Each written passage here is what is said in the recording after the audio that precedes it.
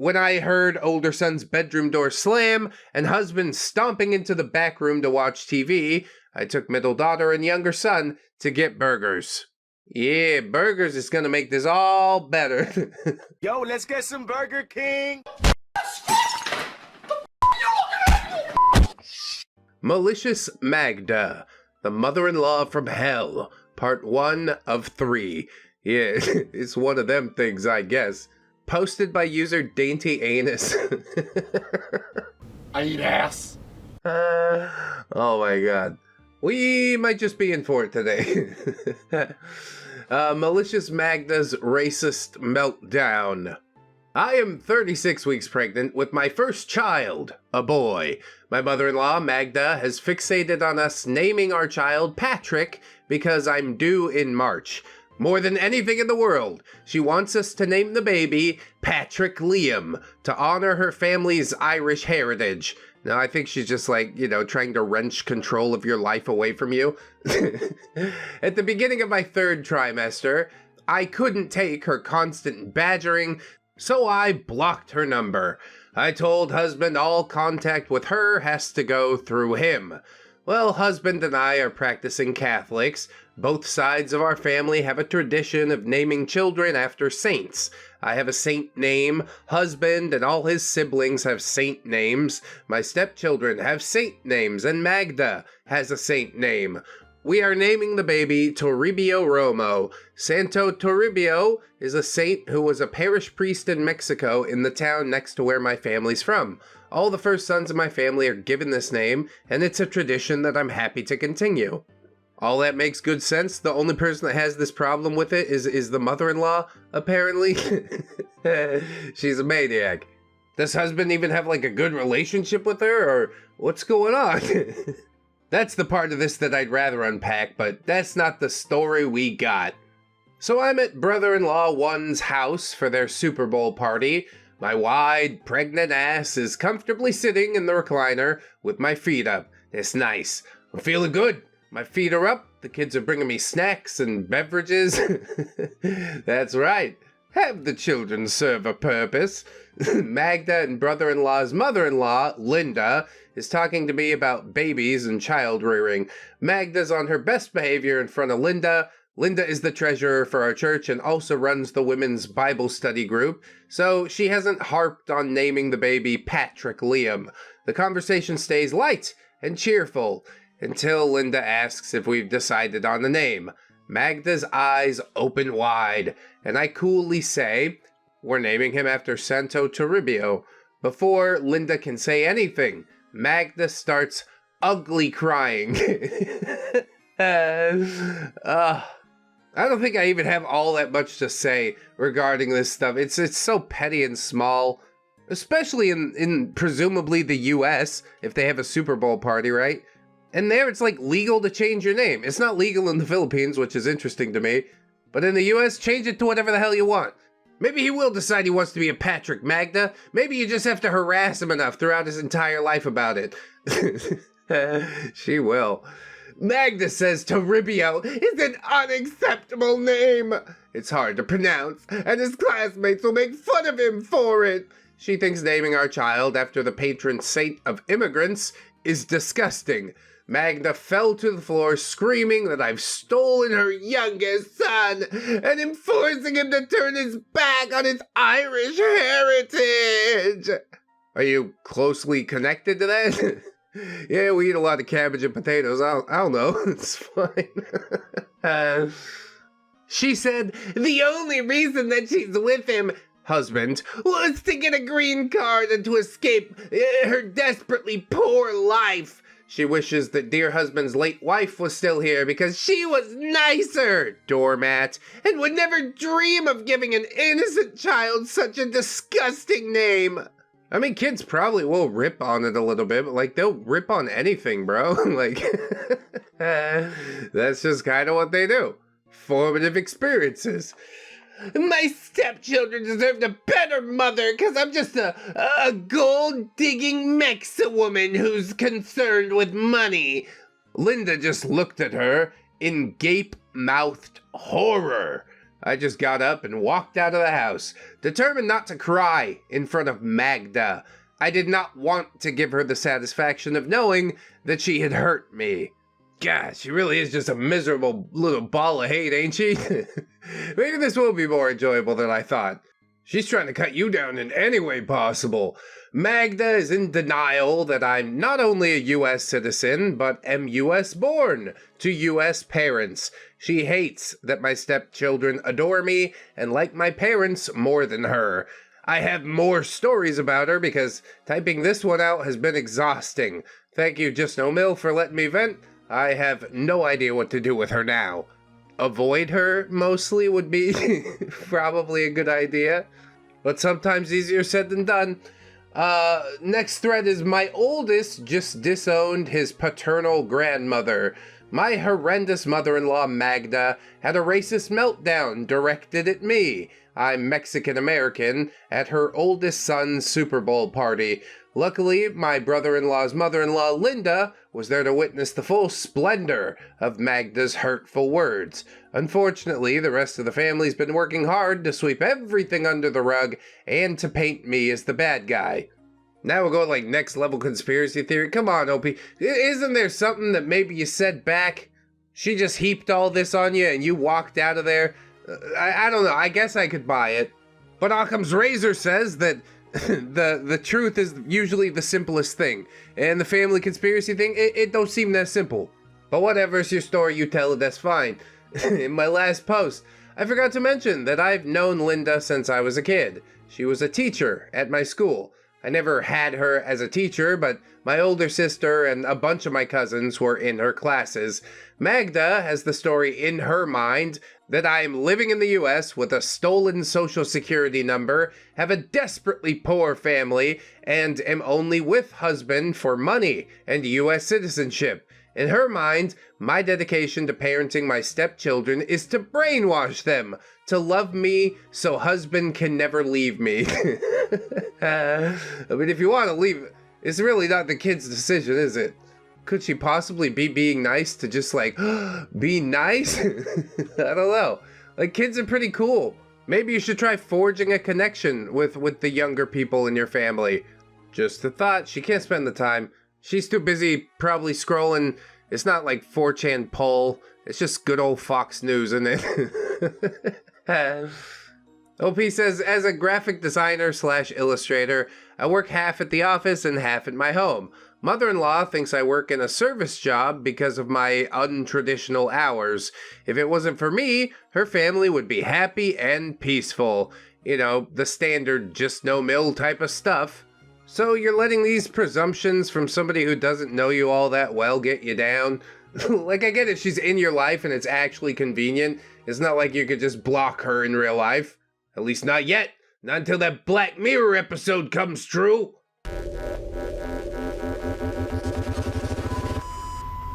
Technology! Here we do get a little bit of backstory from OP, so that's interesting. Husband's wife, Jaina, died in a car accident when the youngest was about 6 months old. Shortly afterwards, husband took a job across the country where he met me. That's how I met him, at the annual company barbecue. His family are a bunch of narc assholes, and Jaina was totally the SG, which I guess is scapegoat. When she died, her family just ghosted.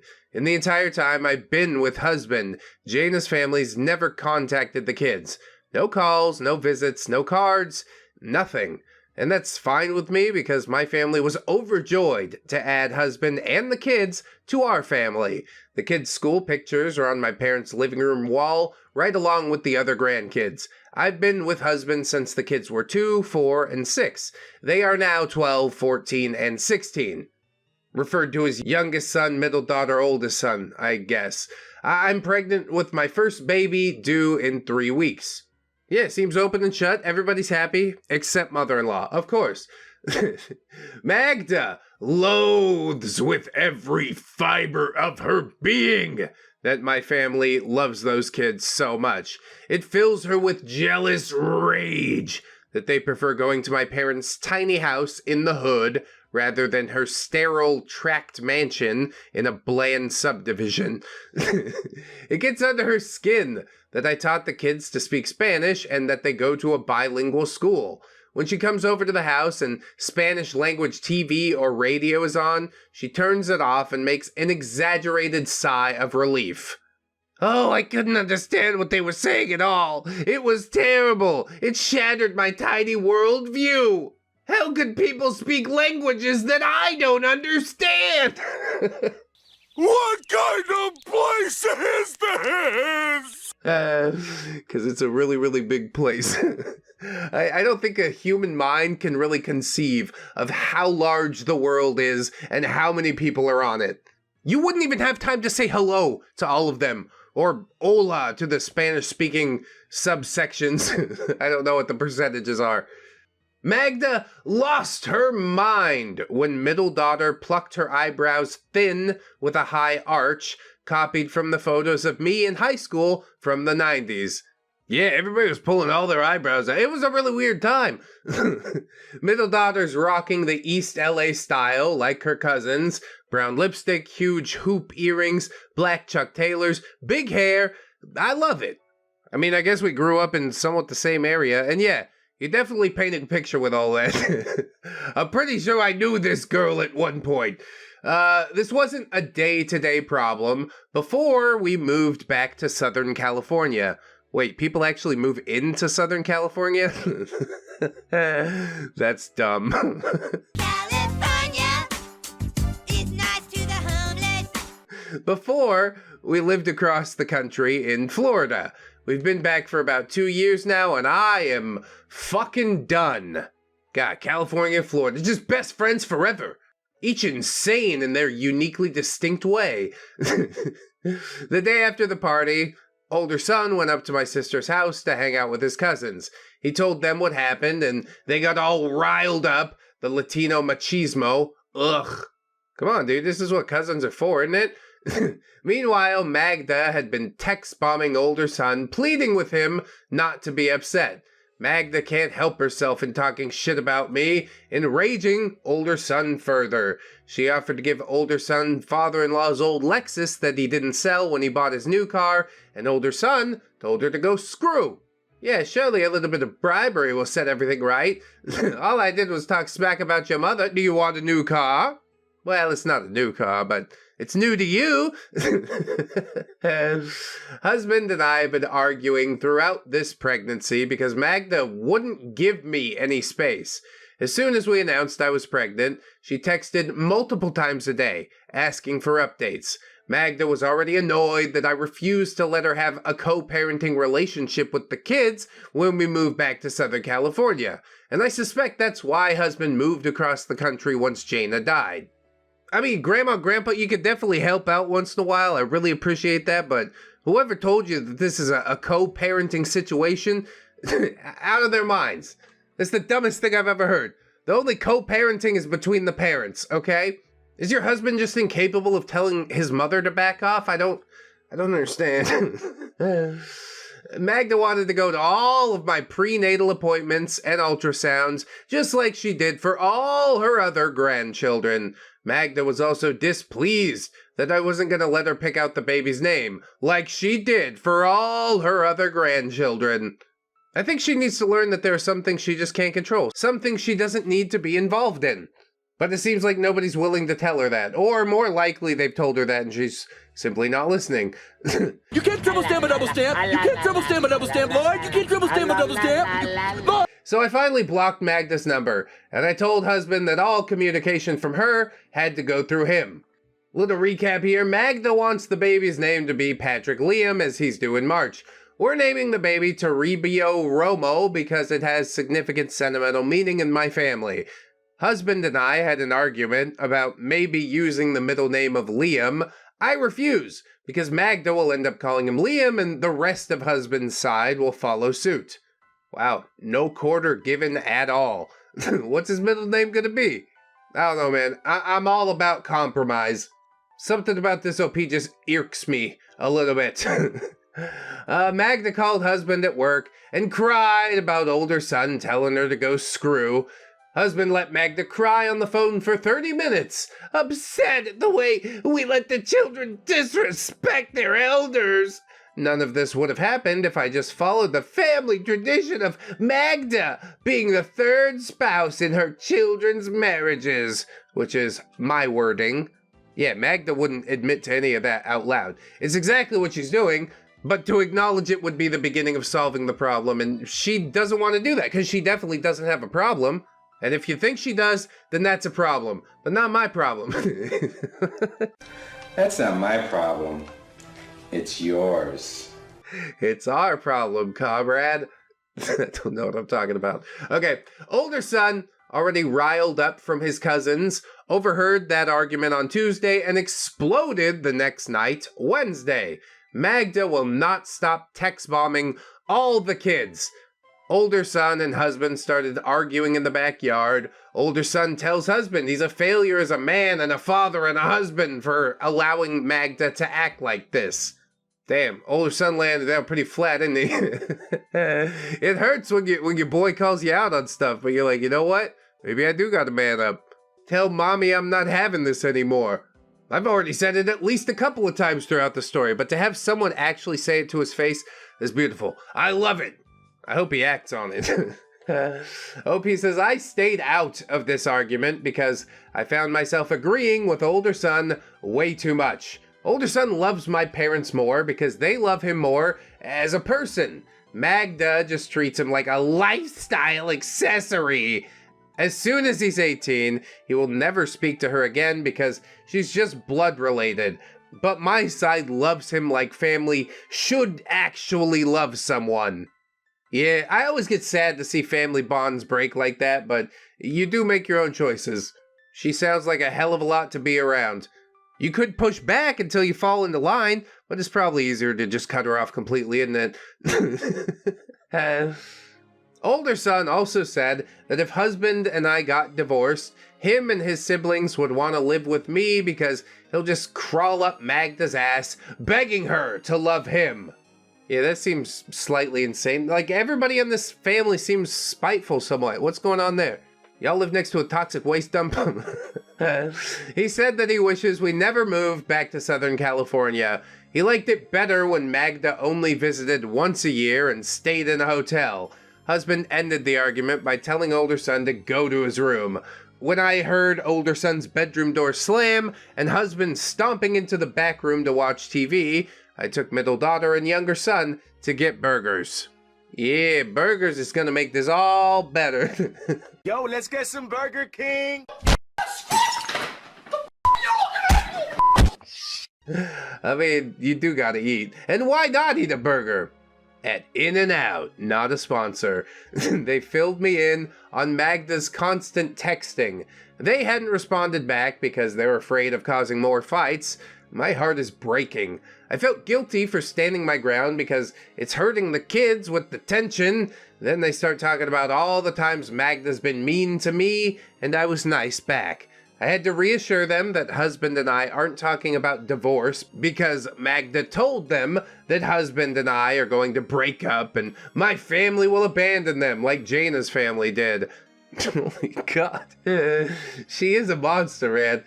She wants to reconcile because soon she'll be the only grandmother they have. She has a forgiving heart, and she still loves them. Yes, as fashion accessories.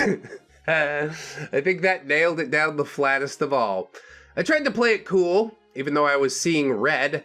I'm an adult with kids, a successful corporate career, and a late model minivan, but I'm still from the barrio. The East LA chola in me wants to fill a sock full of pennies and use it to beat her surgically enhanced face in. Alright, go ahead, eh? Just don't let him catch you. I purposefully keep up the conversation in English at In-N-Out so I can make sure I choose my words more carefully. It's getting late, we go home, and the kids go into their bedrooms. Yes, always careful with the language in front of the children. Husband tries to get me to sympathize with him over this argument that him and older son had. Well, I'm most definitely not sympathetic, and I tell him what the younger kids told me. Older son most definitely didn't mention that part to husband, and husband gets angry all over again. I told him I'm not interested in anything he has to say because he hasn't handled his mother. I told him he needs to sleep in the TV room. Damn, dude. Sucks to suck. I would go, but being pregnant with his son requires me to have a bed with better lumbar support. Husband stomps out of the room and slams the door. Older son texts me to tell me he's sorry for causing that fight between husband and I. I'm not going to question the strength of their marriage or anything like that, but this interaction does seem rather dysfunctional. Don't go to bed angry, okay? I don't care if you have to stay up till 3 a.m. talking about the thing about why you're mad. just do it. Hash it out. Or I don't know, have a baby together. That'll probably fix it too. Woo! Me and husband don't speak from Thursday up until yesterday morning. Yay, we're having a baby soon. I'm very concerned. The Magda situation really is throwing everything into flux. Even though he's angry with his mom, he's also mad at me for not backing him up during the fight with older son. I mean, calls him as you sees him. Middle daughter went through her clothes and gave everything that Magda gave her to the Goodwill. Younger son is spending extra time practicing the piano. I know he's upset because he's only playing songs in minor key. I don't see how that's relevant, but cool, I guess. We go to Sunday Mass and Magda isn't there. I don't take my cell phone, and I don't allow the kids to take their phones to church after I caught middle daughter scrolling through Instagram during Mass a few months ago. Oh, is that frowned upon? I've been playing Warcraft Rumble in church. I don't know, sometimes it gets a little slow. What do you want from me? I sit in the back, it's probably fine. When I get home, I have a voicemail from father-in-law. I listened to it, and father-in-law went on for 3 minutes about how I need to resolve this conflict with Magda because it's my fault. And Magda feels uncomfortable at church because I made her out to be a monster to the other parishioners. Traditions are important in their family, and I was inconsiderate for not even discussing choices of names with her. He also said that they still love me, even though there are huge cultural differences between us. Also, his only son sure he doesn't want the old Lexus. It's a shitbox. It understeers like crazy and the weight distribution is a disaster. I see what all of this is. What are the cultural differences? I don't understand. I'd question if he's talking about like East LA culture, but I know he's talking about Mexican culture. But East LA culture's not that far from like just American gangster shit, right? Maybe it's the gangster shit he has a problem with. I don't really know. Anyway, it was husband's turn to help clean the chapel after service when he got home from church. I had him listen to the voicemail. Afterwards, he apologized for me and asked to go to couples counseling. Apologize to you? That's worded poorly. Linda told our priest about what Magda said at the Super Bowl party. Instead of cleaning the chapel after Mass, the priest and husband had a long talk. Yeah, perspective helps sometimes, I guess. Older son has now disowned Magda and father-in-law. He wrote them a non-contact letter and blocked their numbers from his phone, blocked them on Facebook, and set his email to automatically delete emails from them. I'm sad that they had to come to this, but I'm impressed that older son has the fortitude at 16 to cut these types of toxic people out of his life. Yeah, he gave up a car, kind of a crappy car, a Lexus. You know what it's going to cost for a 16-year-old boy to insure a Lexus? But I'm sure I wouldn't have been able to resist that briberous hand-me-down. But then you're under the thumb of Magda forever. One ReddX mobile, no strings attached. I mean, obviously loads of strings, but just ignore the strings. The kids aren't just stepchildren to me. They're my everything. I've made many personal and professional sacrifices to make sure that they have the best childhood possible. I'm getting a little teary-eyed right now because I hate that Magda had spewed out such disgusting bullshit, trying to make them hate me. It hurts me deeply that she can't just be happy that her son actually married a good woman who loves his children unconditionally. There we go. I'm sure after Toribio's born, there'll be a fresh uptick in Magda shenanigans. Husband hasn't gone non-contact with her yet, so I know the fighting will continue. I'm grateful that my brother's wife is coming to stay with us for 6 weeks after the baby is born. I need someone else to be there, so I don't cave to Magda in my vulnerable postpartum time. Last night, I dreamt that I cut Magda's tongue out with a kitchen knife and ate it in tacos a la lengua. I woke up a little bit sad that it didn't actually happen. Dude, there's some stuff going on there. Have we been to therapy for all this yet? Stop it. Get some help. Yeah, I can see where you're coming from, though. Like, silence feels good, but when Magda's there and she's silent because she literally can't speak anymore, that's like the most precious gift of all, isn't it? Here's another one. When Magda convinced her granddaughter she was obese. Who, Magda or the granddaughter? Magda probably is obese. She's just an old ham beast, wants to make everybody as miserable as her. Moby Vic, is that you? My middle kid, MD, middle daughter, is doing the purge. She's getting rid of everything that Magda has given her. The bags of stuff in the hall today has reminded me of why I don't allow her unsupervised time with the kids. What's in the bags? Is there weird stuff in the bags?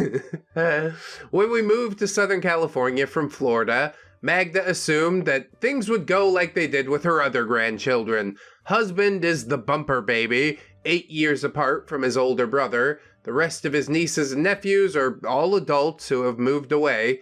Magda was so excited to spend time with her younger grandchildren. She offered to take them to school in the mornings 4 days a week, and drive middle daughter to her soccer practice, and take her home after 3 days a week. Yeah, that was all too good to be true.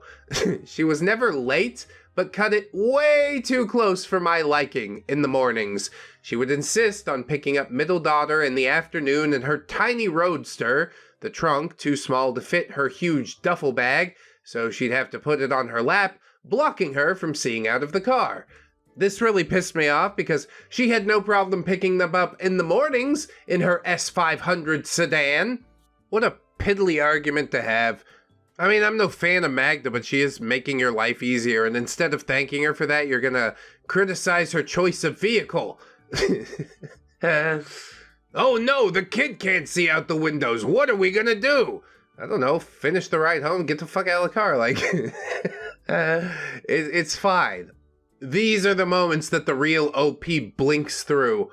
Continuing on, right at the end of their first school year in California, middle daughter started dramatically restricting her food intake. She thought she was clever by taking small portions and chewing very slowly. She started working out harder, knocking out another hour on the stationary bike after practice. She was so cranky all the time. I was worried that her friends were pushing her into it, and she adamantly denied it.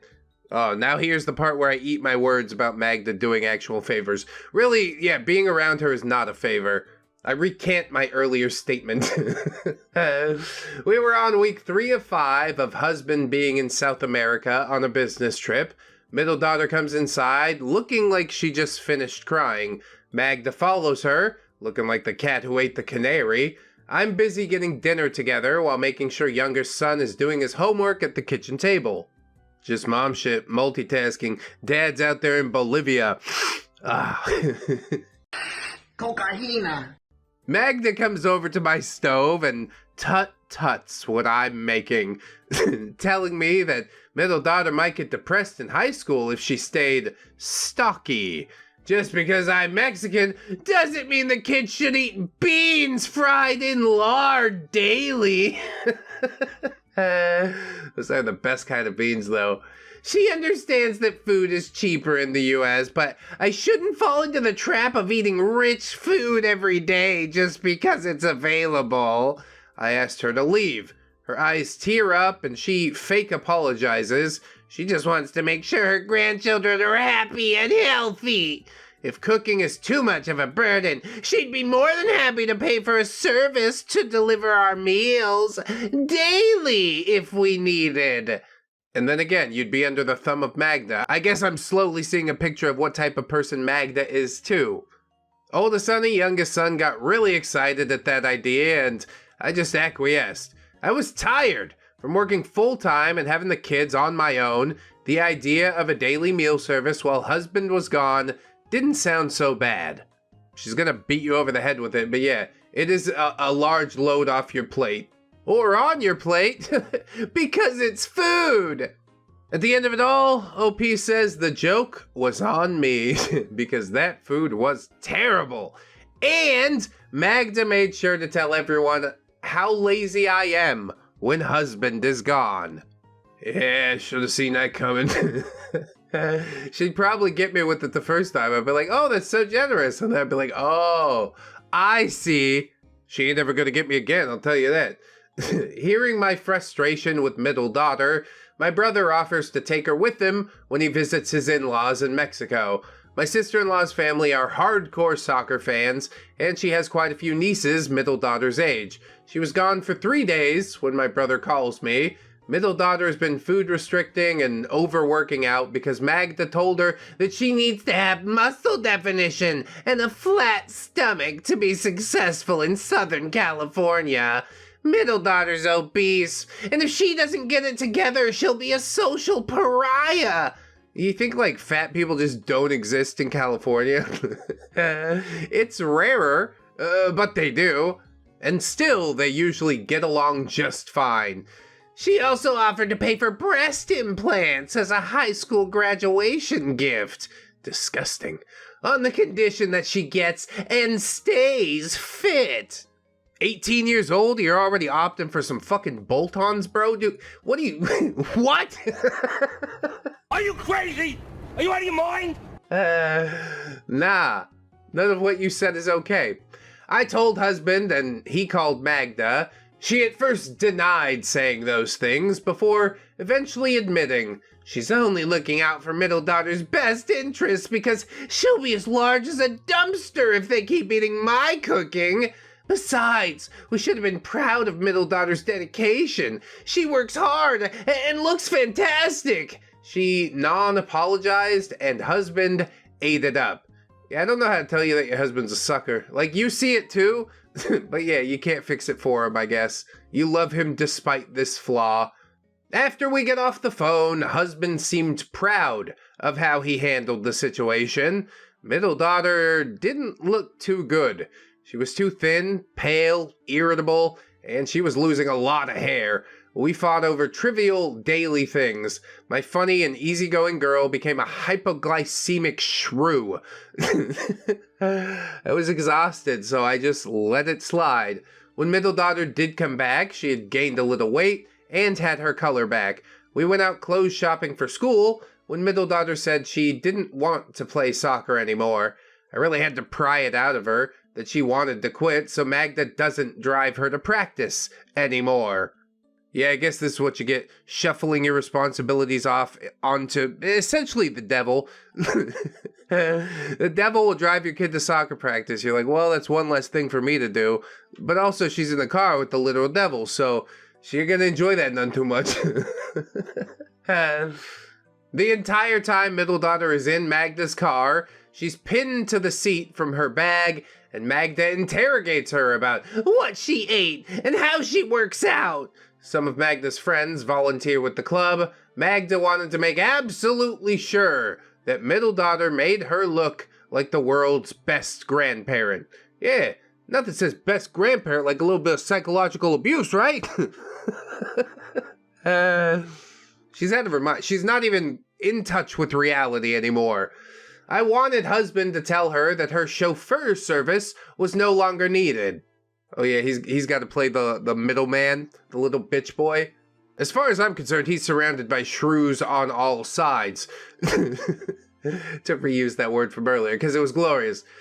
He tried to beat around the bush, angering Magda, and they had a huge fight, ending with Magda no longer wanting to take the kids to school. Alright, awesome.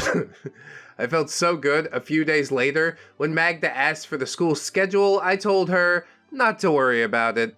Again, she made sure to tell everyone how I'm actively alienating her grandchildren from her. I never told anyone that she wasn't allowed to have unsupervised time with the kids. I just maneuvered it so that it didn't happen. I still feel guilty about letting middle daughter's brief brush with compulsive over-exercising happen. I mean, kids are secretive, especially that around that age. They don't really want to open up. Maybe you did miss a sign or two, but it's like, yeah, you can't see this stuff in advance. You just got to take the new information that you have, not let it happen again. It's gonna be okay. It'll become even more okay the further we're removed from Magda, but that we've got a long way to go until that happens. Magda threw a lawn tantrum. Today I was taking a pregnancy-induced coma nap in the living room when I woke up to my nephew, Luis. He's our landscaper, arguing with someone in the front yard. I peek out the front window and he's arguing with two men in front of a truck from a very expensive furniture store near my nutbag a-hole MIL Magda's house. Oh, they're coming to take the couch that is actually at Magda's house. She lied on the application. I know exactly where this is going. They stopped arguing when I opened the front door. Luis instantly apologizes for waking me up from my nap. He explains that this store is trying to deliver a bunch of furniture, a new piano, and it's all paid for. When he saw Magda's name on the receipt, he knew he wouldn't want it. The delivery guys just couldn't understand how I could refuse a complete nursery set made of teak and a brand new Yamaha piano. I ended up calling the store, telling the manager if they didn't leave, I was gonna call the cops. Refund Magda's money or don't. I don't give a shit. This furniture was not coming off the truck and into my house. So, delivery guys and Magda's furniture leaves, and Luis goes back to working on the flower beds. What a very strange interlude, but yes, this was the right move. I want no part of it. I don't know what scheme is happening, but I'm not today. Not today, Satan. I knew it wasn't over. When I hung up with the manager of the store, I knew Magda was going to be at my house in 55 minutes. 25 minutes to get the phone call and summon her flying monkeys, 30-minute drive to my house. Right on schedule, Magda, sister-in-law too, and her daughter-in-law come roaring up our street in Magda's car. Magda's in the front seat with sister-in-law's daughter-in-law driving. Her mascara is streaked down her face, enraging me further. Her streaked makeup was for show. Her eyes weren't puffy, and her favorite mascara is waterproof. Okay, but you gotta give a couple points for showmanship, right? You're right, it was all set dressing, but come on! The lengths that these people go to! There's artistry in their degeneracy. Before she could bang on my door, I threw it open and told her to leave. She stops in the middle of the walk and just chastises me for refusing to be a part of the family. Why did I have to insist on doing things different and have such a blatant disregard for last name family traditions? She just wants to love me, and she loves her grandson. With him being born in the US, OP will have an easier path to citizenship. She's sorry for threatening to get OP deported. She just wants to resolve all these conflicts before the baby is born. You've played this hand too many times. Everybody sees through it now. Do you not realize that? All of a sudden, BAM! My nephew hits her with the garden hose, and he makes sure to absolutely soak her. He's yelling at her to leave before he calls the cops. He follows her to the car, hose on full blast. Quite a bit of water gets into her stupid fancy car before she can get in and close the door, and they take off quickly.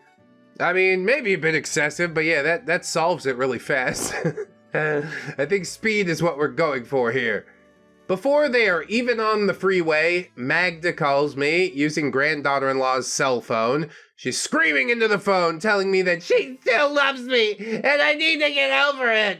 Husband and I have been married for long enough for me to know that Magda's the head of the family, and I need to know my place. I told her that she will never meet her grandson. She's not allowed to come to the hospital. She isn't invited to his christening. We will never come to holidays in her home. Husband is free to have whatever relationship he wants, but now the two older kids, me and a still gestating fetus, don't have a relationship with Magda. The youngest can decide, but trying to buy his affection with a new piano is offensive. I will not be encouraging him to spend any time with her. I just hung up. What was her endgame with all that stuff? Did she actually mean it as an apology? Probably not. I mean, there was something that was gonna go on, but OP's just like, I ain't got time for this. just send it all back. It's a trick of some sort. I don't want it. Go. Husband and the kids have said nothing about Magda when they got home. I don't know what's gonna happen now. There, Magda Elephant is in the room, and even saying her name out loud enrages me. She is a fairly enraging person. I'll say this is not the normal type of cringe that I'm used to. I don't know if I'm actually like really truly enjoying myself, but it's a bit of a different flavor. Maybe some people will enjoy it. Let me know what you thought in the comments. When father-in-law collected Magda from Bambi's, she escaped the hotel, drove from South New Jersey to upstate New York to Renee's house. She's on the lam. She's done it again. He can't keep getting away with it! Magda visits her adult grandchildren. What do you mean they have a mind of their own? Last time on My Mother-in-Law's a Psycho A-Hole, she tried to buy my youngest son a new piano and my still gestating fetus a suite of unnecessarily expensive nursery furniture.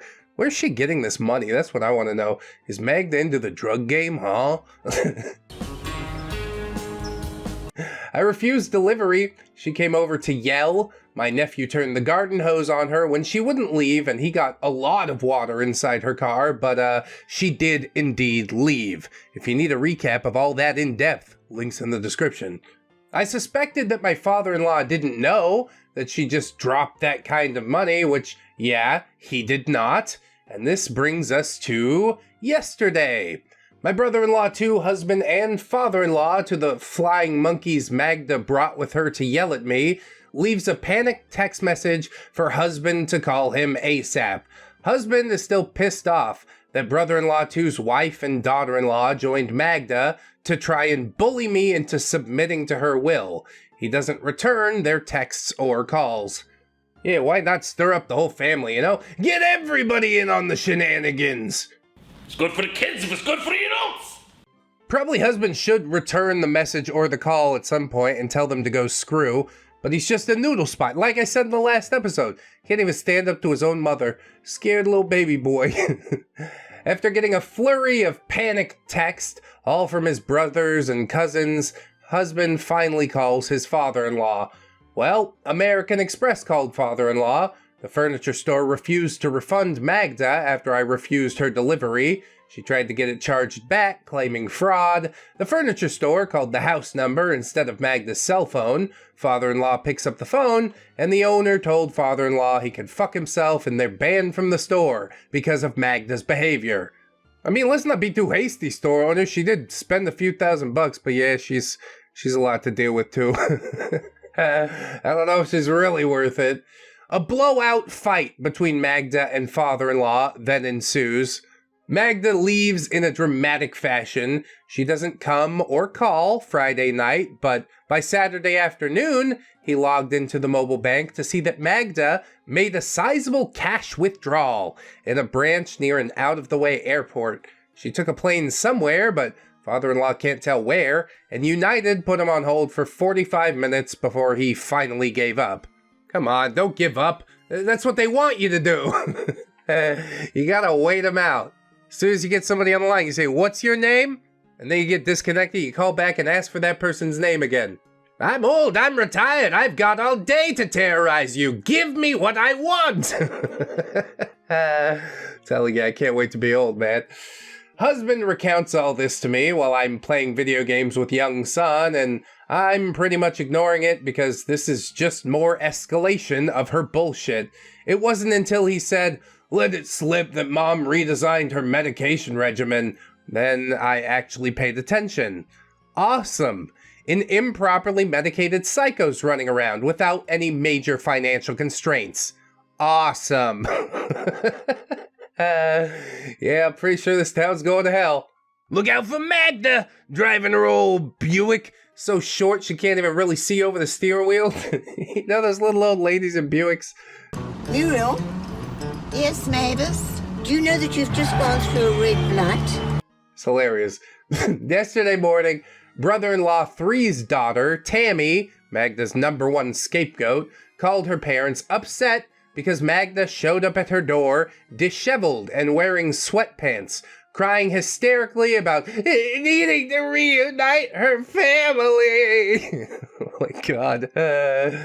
I don't really want to deal with this today. Can you get back tomorrow?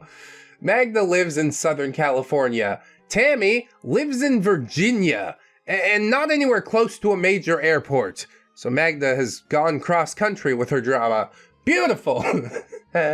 Magda is in Tammy's house, terrifying her great-grandchildren that she's never met before by carrying on. Honestly, I can't believe Tammy let her in, considering they've been in no contact for at least 5 years. Yeah, it's been working for the 5 years. Why change things now? I guess her heart just melted. You see Grandma show up at the door and you're like, oh, goddamn, come on. It's cold outside. Come inside and tell me what the hell you want. Tammy agrees to let Magda stay there until father-in-law gets there. He'll book the next flight out. What kind of sense does this make? What? Magda flips out when she hears this plan and leaves. Tammy tells father-in-law that she doesn't really give enough of a damn to chase after her. Swoon! I'm not sure why we're swooning. I guess because Tammy sticks to her guns. Look, Magda, you can stay here until somebody comes to pick you up. Then you gotta get the hell out of here. But now she's an escapee. She's on the lam from her husband with nothing but a bindle, the can opener, and some baked beans in it. Hobo Magda. Magda does the same thing to brother-in-law 2's daughter, Bambi, in New Jersey. Dude, really, just the whole eastern seaboard, huh? Granddaughter comes home from work to Magda crying again hysterically about wanting to reunite the family. The building manager let her into the apartment. Well, what a fucking failure on their part. Bambi and Magda had been estranged for a long time too. Bambi was at least expecting something because Tammy texted all of her cousins warning them. She kept it cool, gave Magda a shit ton of Xanax and a glass of wine. She was passed out long enough to be collected by father-in-law. There you go, hit her with the tranquilizer dart. Don't even do that, just she'll hit herself with the tranquilizer dart. She drinks it right down, she loves it. So, this isn't the first time that Magda's gone off her meds and had a ragey meltdown at someone she didn't like in the first place and then gone off on a spending spree. This is the 3rd time she's done it. The first 2 times we were living in Florida, so the family decided to just not tell husband. Oh yeah, sweep it under the rug, that'll fix it. This all sounds so fucking ridiculous, says OP. When I vented about all this to my mom, she just threw up her hands. She feels sorry for my white people problems. Bro, you married your white people problems and then you want to throw it around like a pejorative? Get the fuck out of here. Nah. I'm not having it. I am not having it. Yes, this is total NC time. Was that North Carolina time? I don't understand. I told husband that father-in-law also needs to be cut off. He's enabled this behavior for far too long. Yeah, as has husband, as has basically anybody she interacts with. She just bulldozes them. I'm thinking also about changing hospitals to have my baby. I'm paranoid that husband's family isn't going to properly deal with Magda just to bring her back to Southern California. I am so mad at her mental health crises. I'd feel less guilty if she was her regular asshole self. I don't think you need to feel guilty at all. She knows what's wrong with her. She's taken steps to not remain medicated. So, mental illness or not, these are still the consequences of your own actions. You've been informed about this thing, about yourself, and instead of using it to make yourself better, you're just using it as an excuse. And I don't like that none too much. Anyway, next post is Magda's intervention. That's right, you have to eat all the pills, Magda. Eat them! After Magda's epic freak-out and impromptu visit to the East Coast to harass and stalk her North Carolina granddaughters, she has returned to Southern California. Oh, goody gumdrops. All total, she visited 3 of her 5 granddaughters, Tammy, Bambi, and Renee. All have been, non-contact granddaughters. I'm so dumb. Sorry, everybody. Yes, all have been non-contact with Magda for at least 5 years. When father-in-law collected Magda from Bambi's, she escaped the hotel, drove from South New Jersey to upstate New York to Renee's house. She's on the lam. She's done it again. He can't keep getting away with it! Renee especially hates Magda because Magda stopped paying her college tuition when she wouldn't break up with her Jewish boyfriend's now husband. She converted, they got married, she finished college and moved upstate. Their wedding was the best family event with husband's family that I'd ever gone to, mostly because his parents weren't there.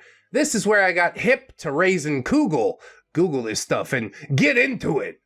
What, you want us to put some smear on it? I'm not big into raisins. Kugel's nice, though. It's just what Jewish people call casserole. I like me a nice green bean kugel. Anyway, Magda shows up at Renee's house, pounding on the door, screaming about family unity. Renee's mother-in-law calls the cops, and Magda gets arrested. Oh, the fleeing fugitive has finally been caught. Father-in-law finally catches up with her, and they take her on the next flight back to LA from Buffalo. Booking a flight last minute like that, it must cost a bundle. What does father-in-law do? Why does he continue to put up with Magda's shit? I got a lot of questions. Anyway, brother-in-law 1 puts together an intervention at his house. His marriage is on the rocks right now because this isn't Magda's first mental health meltdown that he's had to deal with. His mother-in-law, Linda, witnessed Magda's racist freak-out at me at their Super Bowl party. Remember? Linda has known my family for a long time. She taught at the school that we went to. Linda's been talking in her daughter's ear about how she should divorce brother-in-law 1. He is desperate to get his mom reined in. I mean, you can't divorce your husband because of the actions of his mother. However, maybe you can divorce him over the inaction over the actions of his mother. Does that make sense? Husband refused to go to this intervention. His brothers begged him and he completely refused. He said Magda is dead to him, and dead people can't have interventions. I'm proud of him for that. I mean, he's not even really addressing the issue. He's just like, I'm gonna ignore it forever now. It's not really gonna get the whole thing sorted, but I don't know, baby steps, I guess. At least he's taking a stand for something, for once. Fucking man-child. When they came back on Wednesday night, Bambi calls me to let me know that they're going to have an intervention. Father-in-law and husband's brother thinks the girls are coming for support. Renee and Tammy's brother, who's in the Navy on a boat somewhere, will be Skyping in. They had the meeting this morning. Bambi is a mastermind. She had father-in-law, husband's brothers, the GC grandson, and his wife say supportive, loving things about how they want to get help for her mental issues and prescription addictions. When it was the girls' turn to talk, each of them gave Magda a cease and desist letter, which all said a variation of, I'm only coming to your funeral to make sure you're dead. Yeah, drive a stake through her heart or else she's just gonna sit back up. I've seen this before. Father-in-law was pissed because he paid for airfare and rental cars and hotels for everyone. An argument ensued about how ungrateful everyone is. Father-in-law scolded his son for raising such bitches for daughters. Your father-in-law is really the worst form of enabler, isn't he? He's like, I'm gonna join her in that boat floating out to sea all alone. If you don't join me, well, you're just a hater. I mean, we all choose paths, but maybe a different one would be better. Magda had another tantrum, screaming about how nobody loves her, and she's made so many sacrifices for her family, and she should just end herself, blah, blah, blah. Ultimately, Magda agreed to do the 90-day rehab program. I don't know if 90 days is going to be enough to fix whatever the hell's going on here, but good luck. You can at least get off the pills in 90 days, right? Except for the prescription ones you actually need, the antipsychotics. Risperidone, good for what ails you. Risperidone, you're standing in it. Risperidone, now with Super AIDS. Try Risperidone now from ReddX Industries. The website made that place look way more like a spa than a rehab. Well, I'm liking that. I want to go too. I'm sure she'll love the daily individual and group therapy sessions, Reiki massages, and horseback riding on the beach. That really is a fucking California rehab, isn't it? At least the rich people rehab. You don't want to see the poor people rehab. They strap you to a bed and, like, never give you methadone. Sorry, dude, methadone wasn't in the budget. You're just gonna have to stay strapped to that bed and puke until you feel better or die. Most people don't die. Probably is fine. OP says, on the plus side, my baby shower's tomorrow. And husband's nieces are in town, so they get to come. Our lawyer friend sent a sternly worded letter with Magda's photo to the hospital that I'm having the baby at. My OB got me in touch with the hospital's risk management department. I'm registered privately with a flag on my chart to only admit husband and my older brother's wife, who's sort of like my second mom. My stepkids are staying with my parents while I'm in the hospital. I feel a lot better now that I know that Magda is being fawned over in rehab. Yeah, a little break, little 90 days, 3 months. Hey, hell of a thing. Take full advantage of it. She's gonna come back with a fervor. I'm sure of it. Long as this freaking saga is, boy, let me tell you. So, Magda announced the birth of my son on Facebook. Oh, we're getting into that good social media drama. I wanted to announce it first, but I couldn't because I was in the hospital. Come on, just, it's fine, isn't it? We're having a lot of fight. Do we need to add another fight to the list? I'm just asking. OP says, thankfully, I'm on baby high still, so I'm not as upset as I could be. Good, it's a piddly fight anyway. I gave birth to my beautiful baby boy yesterday, March 17th, 2016, just after midnight. I had an easy, short labor with a perfectly healthy baby. I was in the hospital for about 12 hours. This was a nice, easy end to an emotionally difficult pregnancy. I'm glad after everything my nutso mother-in-law put me through, at least birthing the goddamn baby was a breeze. I mean, by comparison, most things would be. I'll walk through broken glass and nails as long as it's away from Magda. My brother-in-law's mother-in-law, Linda, just called me asking why Magda announced the birth of my baby on Facebook with photos, and she sent me screenshots. My youngest big kid texted those pictures to her, along with the vitals. Magda wrote a pitiful paragraph about how sad she was that her grandson's birth was tainted by animosity from me. Oh, yeah, there's the rub. Okay, you really committed to this? You want the fucking smoke? Let's do this, publicly, on the wall. Our friends and families will be the judge, and nobody will ever let us forget this day. To battle!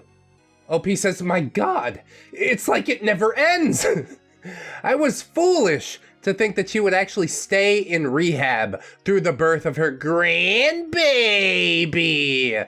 I'm so thankful for my sister-in-law, my oldest bro's wife, and my second mom for being here, so at least I know Magda won't get into my house. But fuck, man, I don't know what to do with the boy. I can't even look at him right now because I feel so violated. Who's the boy? The baby? Don't blame the baby for none of this. The youngest big kid is the one that texted. I think that's the one OP's talking about. What were her kids? 12, 14, 16? 14, 16, old enough to see through the bullshit. 12-year-old, still hanging in there for now. Give him another year or so. He's gonna go no contact too. OP says, I hate Magda because she is the master manipulator and knows exactly how to get under the kid's skin. Yeah, just buy him stuff. On the other hand, he was told directly by me and his father that he is not to communicate with her. I wish beating him with a sock full of pennies would make me feel better and remedy the situation. Yeah, we're definitely not talking about the baby. I mean, kids get to make their own choices. You explain to them the cost-benefit analysis, and then by the end of it, once they're equipped with all the facts that they probably didn't pay attention to, you gotta let them make their own decision. And sometimes that decision is really dumb. But oh well. Next post, Malicious Magda really lives up to her name. I'll be honest, I believe you. I didn't actually need any proof of that. The stories thus far have been the proof. But go on. My mother-in-law is a psycho a-hole, and the biatch bot can fill you in. Oh, look at all these neat bots for the summer. I need to figure out one of those for r/ReddX reads. Then it'll be way easier to link the sagas together. Oh. Okay, anyway. It's been quiet after the Facebook fiasco. Usually is. My sister-in-law Sylvia is taking care of me. Cooking, cleaning, handling the big kids. I've been lounging around the house with the baby, getting breastfeeding down. 2 weeks after the baby was born, husband had to go to Asia for a work thing. So he just like regularly abandons you and like, okay, don't let my mother-in-law harass you. It's a really weird dynamic to me. Is he really in Asia for the work thing? Is he watching the ping pong show, huh? You want to see a ping pong show? This has been planned for the last 2 years, so it was expected and unavoidable. Wowee, must have been a hell of a show. April 20 is a hard day for me. I was in a pretty bad car accident while pregnant with my boyfriend Victor. He died and I lost the baby. Holding baby Mo, the exact copy of husband, is a little bittersweet. Victor was my first everything, and we were about to get married. It was absolutely devastating, and I still managed to graduate college with a double major and good grades. That is so heavy. Kinda came out of left field. I'm sorry for your loss. Who was driving? I should probably wait a little while before asking who was driving. It's fine, you don't have to tell me. I'm a sick individual. In our living room, husband and I have a little shrine for our departed loved ones. The first time Magda saw the shrine, she got really weird for the rest of her trip to visit us. She always wanted to come visit us in April, under the guise of Easter, and I let her. Without fail, she would say something snarky when I would be glum around this time of the year. How could I be sad when I had this beautiful family? Why aren't I happy with the big kids? Yeah, and it's definitely not something that you ever want to go into with Magda, because she's going to use it as a knife to stab you the first chance she gets, essentially. Do you think OP is going to open up? Reveal her weakest point? Oh, man. So, during the month of April, I light a candle and say a prayer for Victor and my lost daughter. One year, I caught Magda blowing it out. I don't know why I didn't call her out. I just relit the candle. Okay, so maybe Magda does know the whole story, but she doesn't like that OP has had men before her little baby boy. You must focus all of your attention on him all the time, always. Just like me. That's how he turned out so well adjusted. Yeah, well, he's not, but we're not going to go into that either. Just relight the candle. It's fine. Last year, Magda told me it's inappropriate to light candles for him because we weren't married and it was a long time ago. But she has no problem lighting candles for husband's departed wife. Insanely hypocritical, but yeah, I'd expect nothing less. Today, Magda sends me a large angel-themed flower arrangement. I was gonna post a picture, but my oldest stepson's a Redditor and asked me not to. It's very large, like something you would see in a funeral. I was by myself. Sylvia took the big kids to school and was running errands. The attention to detail is stunning. Magda knows exactly where to go to really make it hurt. She's using the memory of your very own first love to gut you. Like, this is psychological horror on another level. Tell me about the arrangement, OP. She doesn't. She didn't accept it. I didn't let the delivery guy bring it inside. After he left, I put baby Mo in the swing and then ugly cried next to the beautiful flowers. Wait, so you did bring in a side or you didn't? Whatever. But yes, sending an over-the-top funeral arrangement to somebody who is clearly trying to move on while still remembering the past, yeah. This blows my mind. This is some next-level evilness. Now Magda has tainted his name. Oh my god, I'm spinning out of control. Okay, we gotta continue on. OP says, I grieved for the family that I wish husband could have. Since Magda's meltdown during the Super Bowl, there's a sadness in his eyes when we're with my side of the family. He grew up cared for by a yearly changing nanny and housekeeper.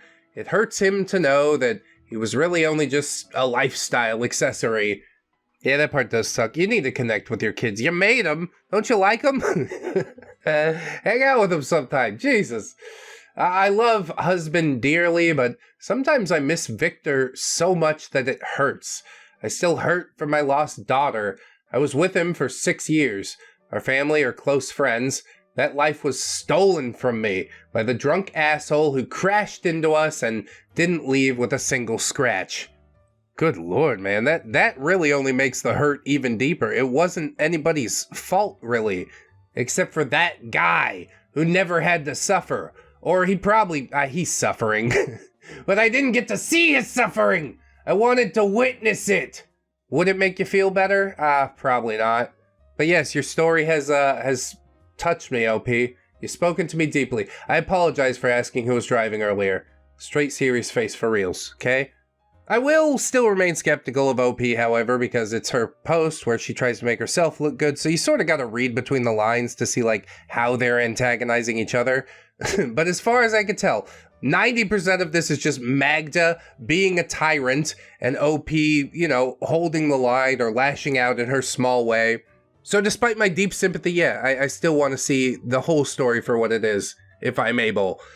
OP says, when I was done crying at the flowers, a wave of cold, dark, aching sadness hit me. This was different from the bitter tears of exhausted frustration. Seeing those flowers made me remember 1,000 memories of Victor all at once. Then I think about crying so hard in my hospital bed, stitches. I cuddle my tiny baby, thankful that he's healthy and alive. Yeah, how can you ever encapsulate that sort of torrent of emotion with just mere words? Words are so powerful, but also, like, insignificant at the same time. OP says, I hate her so much. I've always been kind, polite, and compromising with her, and she used it against me. I put up with Magda's bullshit for so long, and then when I put my foot down, she tries to alienate my youngest big kid from me and taunts me about my departed partner and lost daughter. I try not to really think about it, but I imagine myself dancing in a red dress on her grave. You can make that happen. It's only a matter of time. I could really use a blunt the size of my infant son's arm, but I'm breastfeeding. More for me, I guess. The idea of pump and dump makes me really sad, but I bring myself to do it. I hate 420 so much. OMFG. I wish the stoner holiday wasn't tainted by this. Yeah, seems like a day for some strange, terrible things to happen. I've had my own 420 experiences, but I think we'll cover that when we go back to experimenting with the Arrowhead, like, trip reports, right? Anyway, let's move on into the next Magda story. Father-in-law died, and Magda is loving the attention. Yeah, I bet she just feels nothing. She's like, oh, more for me. Tell him to bring me my money. Yeah, he's dead. I gotta spend it all before the kids manage to get any of it. It's not gonna go well.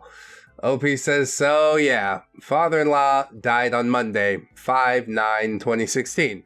He had a heart attack in the shower, likely dead before he hit the floor. Yeah, that cold water, that's a shock to the system. That's why you gotta start at your feet. Don't just, like, dump cold water on your head. Especially if you're a real old man. Oh! My sister-in-law Linda called me to inform me of the news. The call was mostly a warning of the memorial service and funeral plans that Magda had. Magda is holding court in her house, enjoying being the grieving widow, while her daughter-in-laws flutter around the house, entertaining guests. I mean, grieving widow should be in the spotlight, at least a little bit, you know? You knew this person better than probably anybody else. But the sussy part is, you probably shouldn't enjoy being in the spotlight this much, right? Father-in-law was a very successful businessman in his industry. Many people in his industry will be there networking their asses off. Getting invited to this memorial service is a major professional coup. Magda is very aware of this, and she is loving it. I mean, kinda it's cool, you know, people showed up and stuff, but I really hope my funeral is not about the industry that I worked in. Especially if that work is not intensely personal, like this work is. I don't want a YouTube funeral. Well, what makes you think I want a businessman and business dealings funeral? That's sad. You spend your whole life and then, yeah, the world don't stop spinning. Oh, Jesus. Throw me into a bit of a crisis with all that, OP. Okay, anyways. I checked my Magda folder, and sure enough was the summons to the memorial service and funeral with instructions on an appropriate dress. It is fucking laughable, and I'm leaning towards not going at all. Husband is in Asia for another 6 weeks. Yeah, and he can't be interrupted for the death of his father. It's really weird, man. This whole thing is dysfunctional.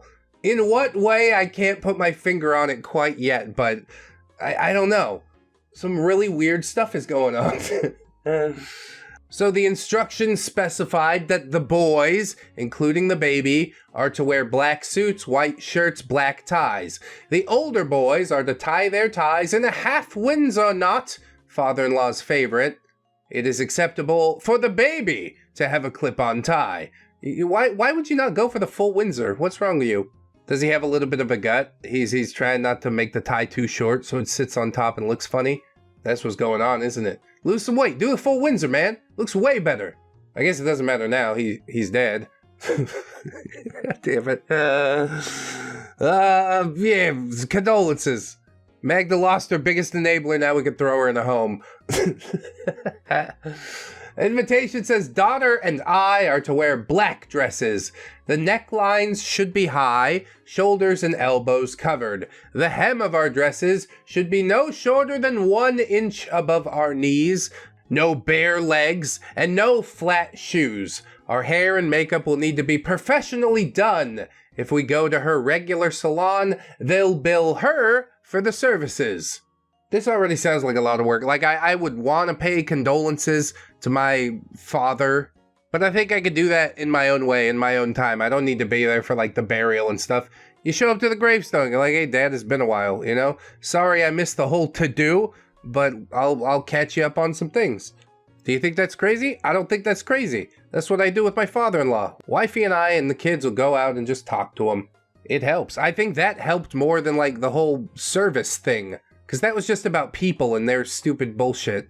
Like, these times that we go out to the graveyard, like, that is about Dad, you know? Anyway, whatever. Another tangent. Instructions said husband needs to come back from Asia for the funeral. He won't answer her calls, so it's up to me to convince him. He needs to be here for this difficult time for the family. If he absolutely cannot leave, Skyping will be marginally acceptable. Oh, marginally, my goodness. I do wish that business dealings could be put on pause. Or giant pile of coke and hookers, depending on what husband's actually doing, could be put on pause. But like I said, man, the world keeps on turning, and it's like you kind of got to do what you got to do. How much do you value the job? How much do you value your father-in-law? Weigh these two things against each other. I cannot determine what's right for him because I don't know his relationship with father-in-law. He's definitely a mama's boy, but I think father-in-law was, like, mostly working. He's probably the type that's still intimidated by his father. I don't think he's gonna show up. He's real busy.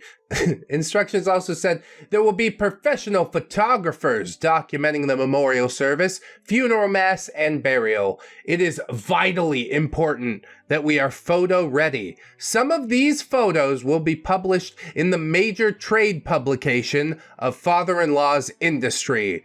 Oh my goodness. We're really hitting the big time, aren't we? That's all she thinks about. How can you care this much about climbing the social ladder at the end of your life? Just to give yourself some semblance of meaning? Be like, yeah, I really did something. Yeah, you got published in a business magazine for business. Congratulations. OP says, y'all, I wish I had more eyes to roll over these instructions. From what my sister-in-law told me, Magda's meltdown at me really did father-in-law in. After the intervention, he really started going downhill. Interesting connection there. Husband and I haven't talked about his father dying. I figure when he's ready to talk to me about it, he'll talk. Right now, he's on a career-defining business trip. The last thing I want to talk to him about when we have Skype dates is his father's death. Yep, that's one of those things that you can't pull out of somebody. It took wifey a good 6 months to finally say, I miss him. I miss Dad so much. And instead of focusing on the fact that he's gone, I tell her some of my favorite memories from the few years that I knew him.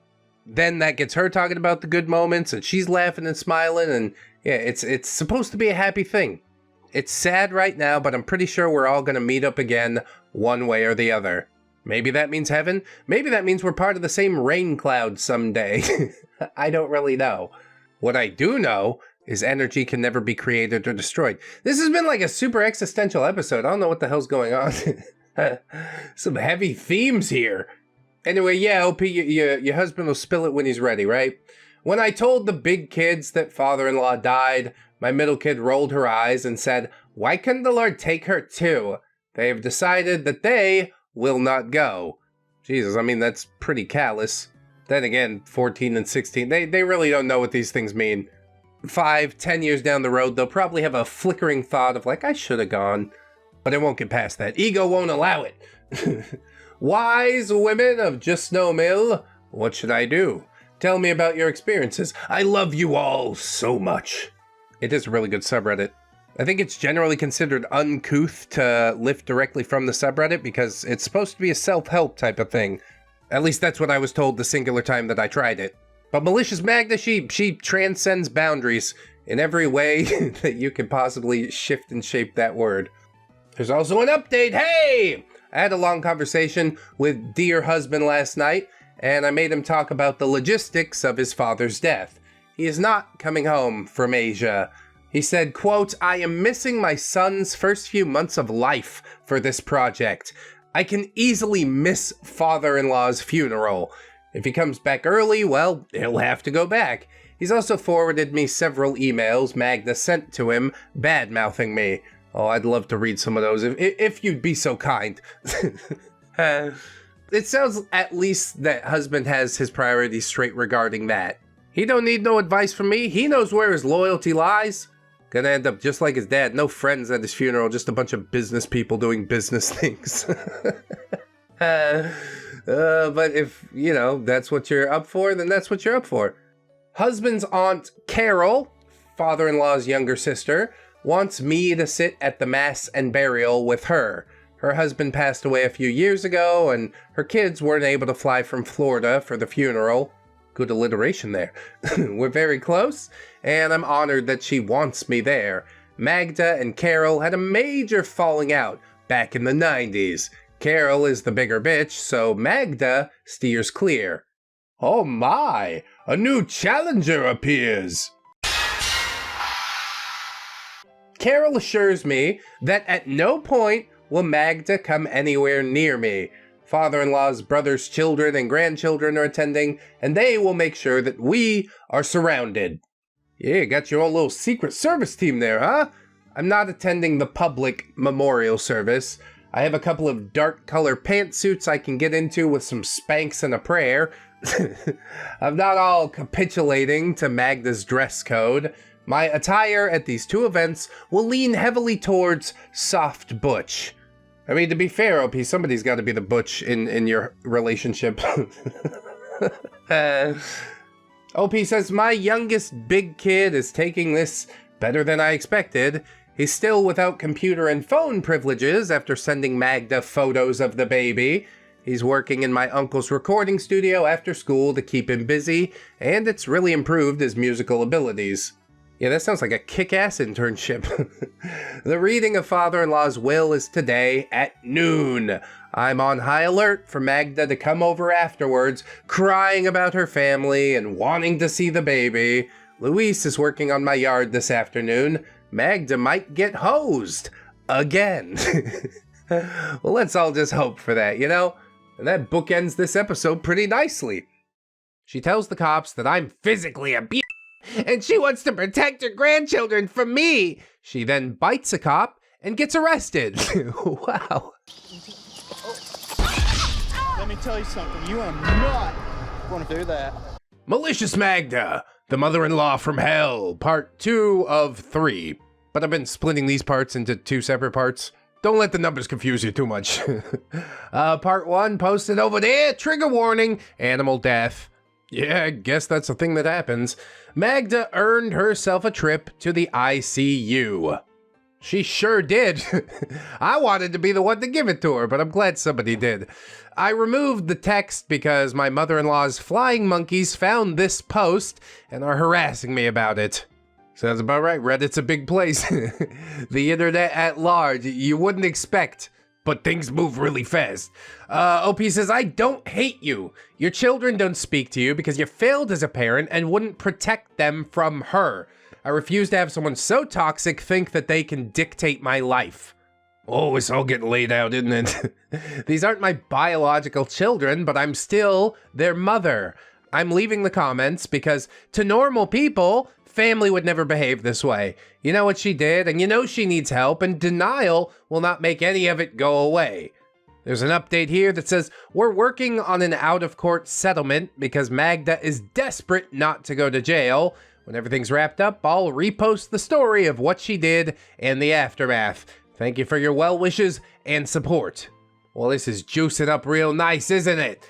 Next post, Magda accepted our out-of-court settlement. You would be surprised how effective things like that are. Money heals all wounds. Now that the legal stuff has been settled, I can talk about all of it. Get comfortable because this one is long. Dear husband is the youngest of 4 sons. He's the oops baby, and there's a 10-year age difference between him and brother-in-laws 2 and 3 who are fraternal twins. Magda has always been resentful of him and made him the family scapegoat.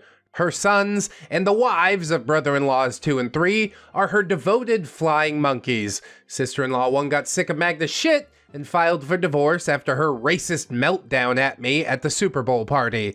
Yeah, how can you have a happy marriage if it's gonna be like this forever? Probably is best to cut your losses. Doesn't seem like something I would try to bother sorting out, honestly. So what did Magda do? Well, dear husband was on that important business trip to Asia. His father passed away very shortly before the incident. Since we are non-contact, dear husband didn't attend the funeral. I attended at the request of father-in-law's sister, dear husband's favorite aunt, who's been no contact with Magda since the 90s. Indeed, and as I recall, that aunt protected OP throughout the funeral. Sometimes the only way to beat an asshole is with a much bigger one. The only interaction with Magda's flying monkeys is when my sister-in-law came over and talked crap for wearing pantsuits and no makeup instead of following Magda's directions for attire. Dear husband's aunt told her to go straight to hell. Magda and I did not interact at the funeral. I mean, except indirectly, because that sister-in-law was definitely told by Magda to tell you something. Also, a man is dead. Do we really have to play politics? I guess we do. Magda's just a soulless human being. On Thursday, she goes to my youngest son's school to pick him up, i.e. kidnap him. She's certainly not on the pickup list. She gets denied and blows up. The cops get called because she is screaming. She tells the cops that I'm physically abusive and she wants to protect her grandchildren from me. She then bites a cop and gets arrested. Wow. Let me tell you something. You are not going to do that. That's quite an escalation there. What made you think that would be a good idea? I don't know why, but they did release her to one of my brother-in-laws pretty much immediately. Because she's an older woman. If it was a man, he'd be in jail faster than you could blink. useless ass cop probably just didn't want to file paperwork. On Friday, she goes to my brother's shop with her golden child grandson, where my oldest works part-time. My brother tells her to leave. She starts screaming. My son comes out from the back to see what's going on. Magda runs to him, embraces him in a death hug, crying and blubbering about how she just can't watch her family self-destruct. She'll do anything to protect him. She's sorry she hadn't acted sooner to stop my violent rage. The cops come. Magda and golden child grandson take off. They peeled out of the parking lot in Magda's Mercedes. This is all really weird and convoluted. Obviously, she has a narrative going on in her head that basically just nobody else sees, except for her. The delusion is that strong. On Sunday, the kids and I were at church and came home to a bunch of cop cars and animal control at our house. The cops told us that my mother-in-law broke into the house, made a mess, and killed my elderly 12-pound little dog. This sent our 75 and 90-pound pit bulls into a fury, and they mauled Magda. Damn, I'm sorry a dog had to bite the dust, but I'm glad she got her just desserts. The big dogs understood what was happening. They're like, we can't let her escape. She has to die here. Eye for an eye. The neighbor heard the screaming, saw the broken window and Magda's car in the driveway. Lol, why, Magda? Because she's world's dumbest criminals, that's why. She connected these 3 dots and the neighbor called the cops. The cops tased the dogs to get them to stop attacking her. Magda was rushed to the hospital. She picked up hospital-acquired pneumonia, where we were told that she had bites on 60% of her body, but that was a dramatic overstatement. She had bites on her face, neck, forearms, and hands. She also broke her hip and had her front teeth knocked out and cracked some ribs from falling. How did the elderly 12-pound little dog die? Did Magda just fall on it, or was it a purposeful killing? Either way, I love the fact that those 2 other dogs were there and understood and made her pay severely. It's wonderful. Look at you. You're a mess and you did it to yourself. Congratulations. You played yourself. The inside of the house was thrashed. Broken mirrors, picture frames, dishes strewn everywhere. My art studio was a mess. She's off her pills again, isn't she? That's what's happening. Was she looking for something or just wanted to cause a ruckus? I don't understand. Thankfully, the kids' rooms were unscathed, except for the massive pile of shit on the rocker in the baby's room. That's from the dogs, right? Magda didn't do that, right? Right? She definitely did. An old people poo. Squatting down on that rocking chair, her varicose vein-covered legs just quivering slightly as she squeezes out a centrum fiber-assisted poo. It's terrible. OP says, as I'm cleaning up, I noticed everything she destroyed was mine. The photo frames smashed were of my family members. The dishes she destroyed were dishes that I brought back from Mexico. The chair she shat on, I bought. She opened all the drawers in the master bedroom and destroyed most of my clothes and scissors with bleach, including my wedding suit. She destroyed all my makeup, worth thousands of dollars, because I do have a Sephora problem. She stuffed all my makeup brushes, a hairbrush, and my flat iron into the toilet. You're an irredeemable monster! She's definitely off her meds for real. Somebody needs to make her get locked up and take those consistently. Is an old folks home out of the question? I think we can make that happen and life will be a lot easier. I'd love to chemically alter my own grandmother. We got the dogs back after a couple of days. The shelter staff remarked how docile and well-mannered they were. Since then, they do not let me or the baby out of their sight. If I put the baby down for a nap, my female stands watch next to the crib. I appreciate it, but yeah, the dogs are constantly under my feet. Yeah, that's sort of just dog things for you. They want to be with their people, now more than ever that they lost a friend. Magda, well, she's completely unrecognizable now. Might be doing her a favor. There's no amount of plastic surgery to make her resemble her former self. Getting knocked down on the pavement broke her hip, cracked her ribs, and knocked out her front teeth. Speaking is excruciatingly painful due to her facial injuries, and since her hands were badly injured, she can't text or email her vitriol either. Beautiful. Wonderful. Keep her just like that. She's almost tolerable even. She's completely dependent on others for her care, eating, toileting, dressing, turning over in bed. Everything requires assistance. Her house is now a mini rehab hospital instead of the sterile museum that it was previously. It sort of bums me out that Magda doesn't just lay in bed all alone and just die covered in bed sores because she's such a miserable person that she pushed everybody else away. No, indeed, she has her flying monkeys, who really probably are just waiting for Magda to kick the bucket so they can get a piece of the pie, right? I see how this family works. You ain't even gotta tell me. When I made my previous post, sister-in-law 2 and 3 blew up my phone with abusive texts. They blew up the kid's phone with the same sort of texts. Someone called CPS anonymously, saying that I was letting kids drink and do drugs in my house. They also said I would leave the baby with the kids while I went and got methed out.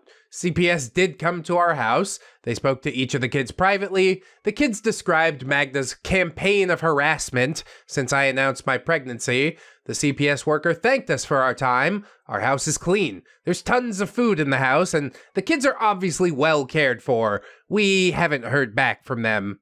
Okay, good, you're cleared. How about punishment for the people who falsely report these things? I think that should apply to a lot of crimes, honestly. OP continues, I got an anonymous email saying that I needed to delete my Reddit thread or I was going to get assaulted the next time I walked my dogs alone, so I deleted the post. My nephew, Luis, patron saint of garden hoses, tracked the IP address down to Golden Grandson's office park. There you go, here's some Hacker Man type of stuff. You didn't see that one coming, did you? Hacker Man. He's the most powerful hacker of all time.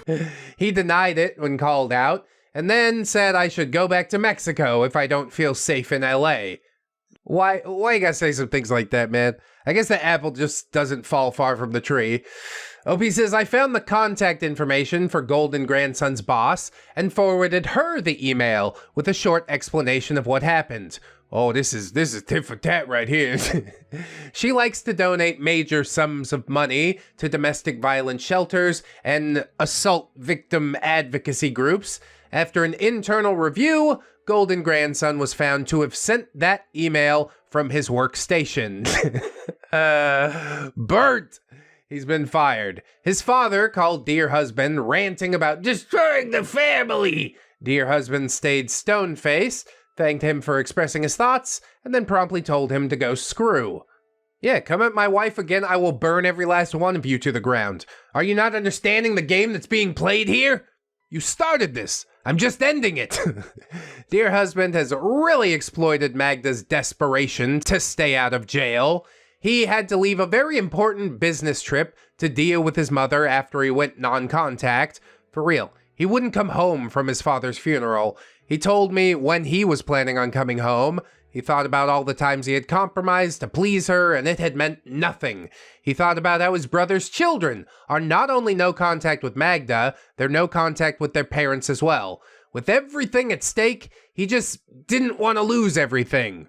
That's fine, bro. Burn it down. I bet I'll build it back up faster than you anyways. I don't know if we're at the level of revenge where it's like, if I go down, I'm taking you with me. But I kind of would like to see it. He got back at her using the thing that she cared about most after her looks, which were already destroyed, and that is money. We gave her lawyer 2 weeks to mull over the evidence. We have the video evidence of her vandalizing our home, the text message logs, all of the emails, sworn statements from her granddaughters that she visited on her East Coast trip, and copies of the reports when she made fallacious reports to immigration and the health department, getting my brother's shop raided. Yes, big punishment coming down the pipe. She deserves it 100%. Just couldn't leave well enough alone. Play stupid games, win stupid prizes. We told Magda's lawyer that she could settle out of court, or we could go to trial, with a guarantee of a civil lawsuit afterwards. The evidence was so damning that our lawyer was practically jizzing his pants to represent this case. Oh, then you're gonna do it pro bono, right? He's giving me a stiffy, you know. He has an erection. No, he wants his piece. So, she gets settled. We're still in shock because Magda never rolls over. I mean, she just doesn't want this to be public record is really what it is. She's paying to cover her tracks. We are receiving a substantial amount of money and other assets. There's a binding agreement that Magda is not to contact us or any members in my family directly or via proxy. And if she violates this, we will sue her again. The same goes for dear husband's brothers and sister-in-laws 2 and 3. The inheritance dear husband's brothers were promised as a reason to endure their mother's emotional abuse will not be there due to the high cost of her care and paying out the settlement. She didn't even have to die for you to get all her money. Now you can rub it in her face too. That's nice. That's real nice. Magda likes to think that she's some sort of manipulative criminal mastermind, but really, she's a loose cannon. She's got a screw loose. She doesn't have any major plan aside from going indoors and saying things. OP says, Magda now has a registered nurse and a nurse assistant there with her 24/7. Her life is gone. She's in constant pain, bedbound, and cared for by brown people who converse among themselves in a different language. Her sons aren't helping the way she wants, but her care requires skilled nursing, so they can only do so much. Brother-in-law 3 is a physician, but he's a radiologist. I don't think he's seen a patient in person for decades. Well, here you go. This is what they call just desserts, isn't it? Drink it in. It always goes down smooth. Magda's sister called my daughter to chastise her for refusing to speak with Magda, telling her that she shouldn't let her stepmother poison her against blood family, and daughter lost it. She told her great aunt everything that happened. She also told her that her stepfamily is her family. My parents spend time with her and are interested in what she has to say. My father volunteers at her soccer club instead of sitting, looking bored in the stands like Magda, and she calls that volunteering. My parents have never badmouthed her father because they love him. Twisting the knife, she said she feels more like an OP's surname than a dear husband's surname. And that conversation ended with, you could twist the truth to suit your own reality, I guess, since that's what you people do. This girl, that snark is straight from my mouth. I mean, if they didn't twist the reality, they'd have to confront the truth of the matter, which I think would explode their fragile little minds. But good, fine, no contact. You want no contact too? I'll go no contact with everybody. I'm moving into a cabin in the woods. It's the only safe place left for me. There are family members who believe his brother's story of my sending the dogs to attack Magda when she came over to talk through our differences. My kids are taking this pretty hard. Summer is here, so at least the kids will stay busy. The boys have part-time jobs, and my daughter is playing 2 sports. They're more serious and guarded, but at least they're throwing themselves into their hobbies. Yeah, growing up's a hell of a thing. They start out so small and innocent, and I love that, and then the world just wrecks them. Happens to all of us. I hate it. Anyway, we haven't decided if we want to stay in this house. I have a sentimental attachment, as this is my aunt's house. We bought this house because she was retiring to Mexico. It started out as a 3-room shack and has slowly morphed into a fairly large house.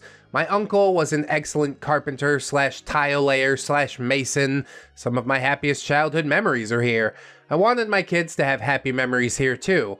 Also, if I wanted a house comparable to this, well, we'd have to leave the area. This Magda bullshit has tainted the house. When I look at the backyard, I don't see the memory of my youngest slowly dog paddling around the pool after he learned to swim. I replay the video footage of my insane mother-in-law beating my dog to death with a crowbar in my mind. Oh wow, that was very purposeful. I'm so glad she got the worst. Honestly, those people should have finished the job. They probably planned to. useless ass cops showed up. So yeah, that's where we're at. Again, ladies and gentlemen of JNM, your stories and supportive comments have helped me keep my cool. I wouldn't have handled this ish as well on my own. That's good. You'll love to see it. And so do I, honestly. I hope Magda's just bedbound for the rest of her very short life.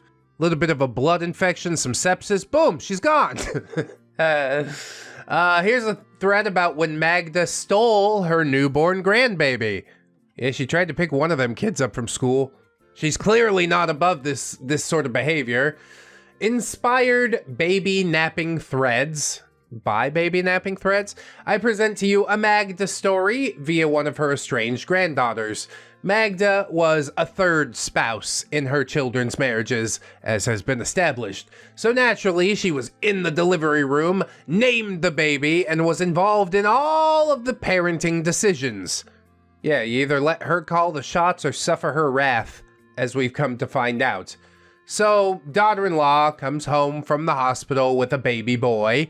Magda comes over and demands baby, so daughter-in-law complies and goes to take a long shower because Magda wanted, quote, time to bond. While daughter-in-law is in the shower, Magda told her son that she wanted to show off the baby to her friends, and he said yes. Dude, bro, your wife is gonna be pissed. The oldest sibling, Magda's #1 scapegoat, the person telling me this story, had a meltdown. Said she didn't want Magda taking her brother. She was so afraid that Magda was gonna make good on her often said promise that she was gonna steal the baby forever. Her father spanked her for being disrespectful to Magda and was sent to her room. Oof, parents on the wrong side of this one for sure. I don't know what sort of spell Magda holds over her children. Please, yes, take our firstborn son and disappear with him into the night. It's fine. Take him to see your anonymous friends. It's great. I'm not sure about that. Later, while the baby was still gone, his sister caught her mother crying but denied it. When she asked why Magda took the baby, her mom told her that Magda loves her brother and that it's important that they have bonding time. This is why all of Magda's granddaughters and one of her grandsons is no contact with her and their own parents. Yeah, there was some massive turmoil going on in that house. I don't know how to fix any of it, but hey, good luck. Next thread is Magda is a terrible step-grandma. Yeah, and human being. As a matter of fact, as far as most living creatures go, yeah, Magda's bottom tier. Edit to add, this happened a long time ago. When my husband's oldest brother got together with his soon-to-be ex-wife, she had a 3-year-old daughter. Magda, at first, was delighted, as she had no biological grandchildren yet. She just wanted a doll to dress up. Since my brother-in-law and sister-in-law are spineless, they let Magda do whatever she wanted. Seems to be a common theme. Step-granddaughter was not a girly girl. She liked jeans and toy trucks and getting dirty. Magda insisted that she wear dresses and have tea parties. Eventually, Magda made it her duty to other and shame step-granddaughter. Nothing that little girl did was ever good enough. When my sister-in-law had her son, who is now golden grandson, who sends me anonymous RAPE threats, Magda latched onto him and made sure to ignore step-granddaughter as much as possible. That's sad, dude. You are putting far too much investment into, like, the blood relationship thing. I'll be honest with you, Magda, your blood doesn't seem like it's worth all that much. The blood of liars, thieves, and manipulators flows through your veins. It's displayed by your whole family, and it's not something to be proud of. Anyway, by the time step-granddaughter was about 8, she was not allowed in Magda's house if she wasn't wearing a dress. Magda kicked her out of the house before Thanksgiving dinner when she was 13 because she wanted to wear jeans. Dresses only in Magda's house didn't apply to her biological granddaughters, of course. It's really weird. You think kids don't notice stuff like this? They do. This is how you ostracize your family, Magda! But she'll find out. All this became a bigger issue once step-granddaughter started school. She was presenting herself very masculinely and became successful in athletics. Magda was insistent that step-granddaughter needed therapy because she wouldn't conform to traditional gender norms. Step-granddaughter went to therapy with a conservative therapist affiliated with her ultra-conservative Catholic church 3 times a week. Yeah, sure, that'll sort it out. Tell her, why do you like baseball so much? Kids honestly are just who they are, and you can't make them into something they're not, no matter how hard you try. Just lean in. Help them become the person they're meant to be. Whatever, way too nuanced for Magda, I presume.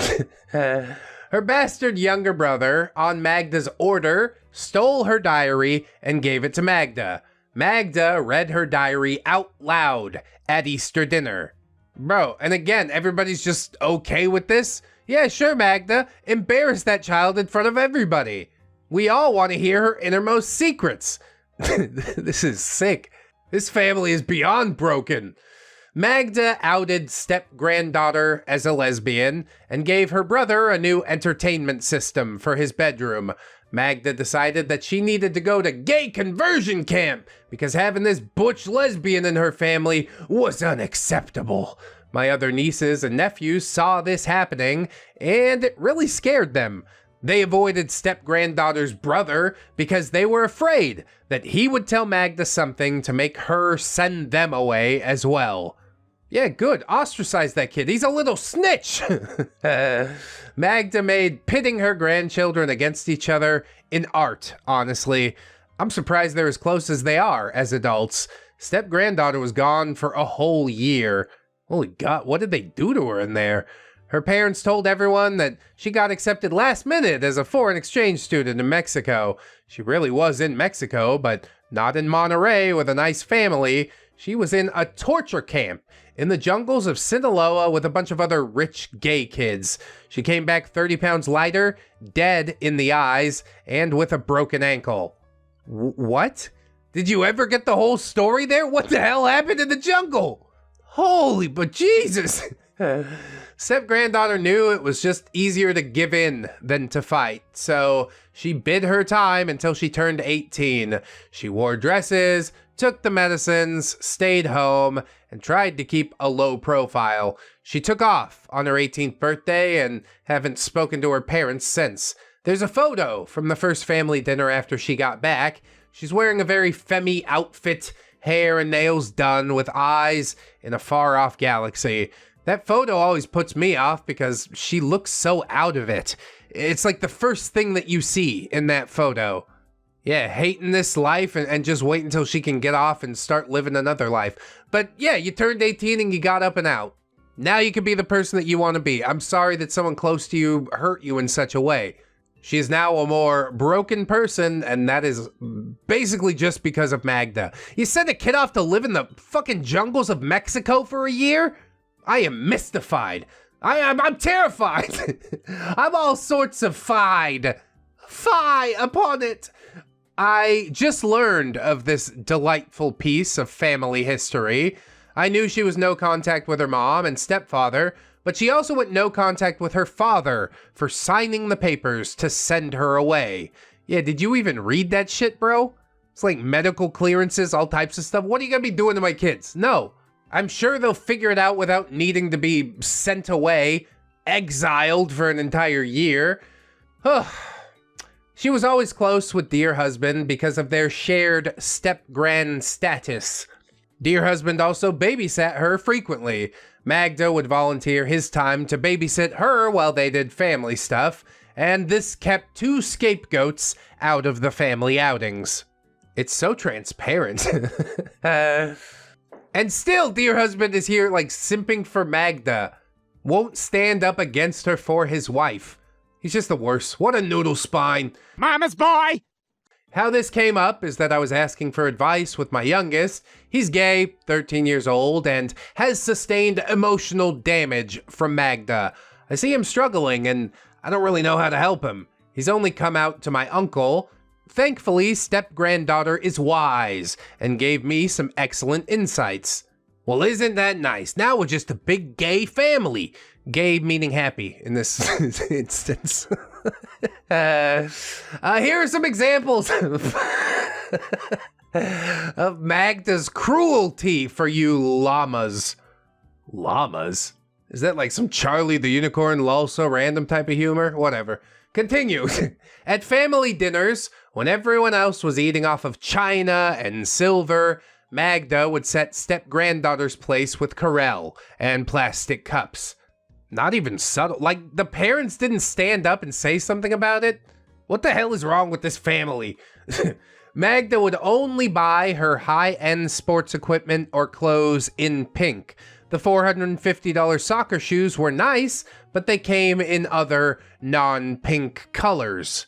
Yep, slinging around money just to be an asshole, that checks out. Magda forbade my brother and sister-in-law to get step-granddaughter confirmed. Magda doesn't think that gay people should be allowed to be Catholics.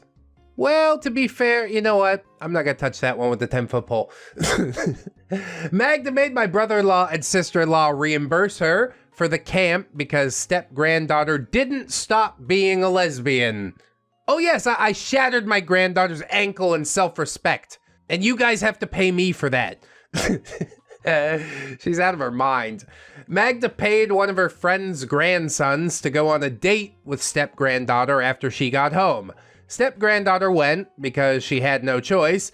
Gross dude kicked her out of the car when she declined to blow him, and she walked home 4 miles. Oh yeah, you really know how to pick 'em, don't you, Magda? I mean, if there was any chance of her not being a lesbian, now that's all out the window. Anyway, Magda is still confined to bed. She's been healing nicely, but still is 100% dependent on others for her care. I know it's wrong, but my heart flutters when I call my lawyer for updates. We've gotten the first wave of settlement money, so we're getting some serious work done here. Hell yeah, squeeze that nasty bitch for all she's worth, right? She deserves it. It's beautiful. Just desserts, chickens coming home to roost. At this point, I only hope the worst for Magda. I try not to get involved in family drama. I don't really like it all too much. But seeing this sort of retribution just happen, and you didn't have to plan it at all, she just sort of did it to herself, is beautiful. I love it. Magda thinks my art is tacky. Oh, Magda, the fact that you still think your opinion matters to me at all is adorable. How do you know what's good for me? That's my opinion! Magda hired people to stalk me. I mean, at this point, she beat a dog to death with a crowbar, okay? I'm not surprised by anything Magda does anymore. You want my jaw to gape in shock and horror? Well, you're gonna have to up the ante a little bit.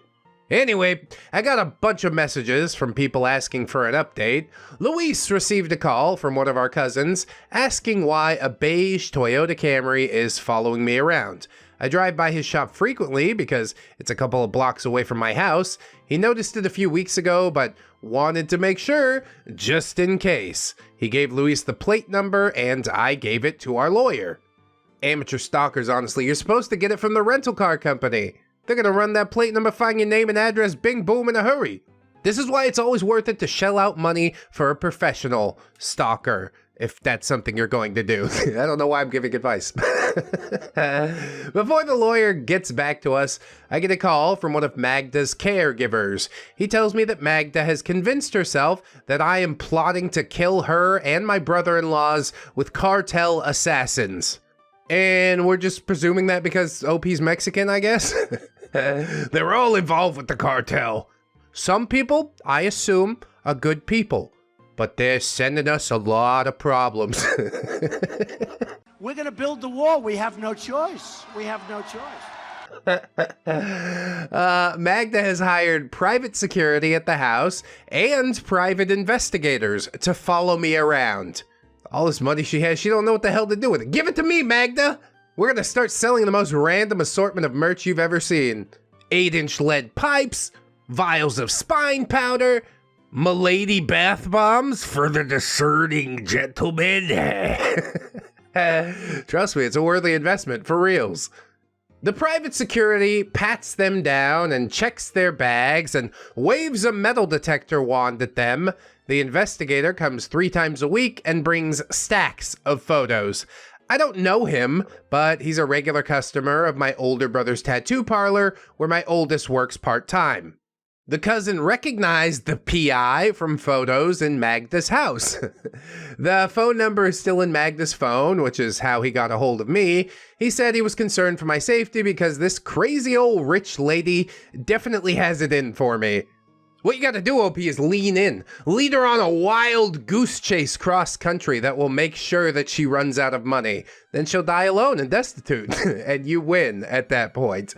So lawyer calls back, confirming that beige Toyota belongs to that shady PI company.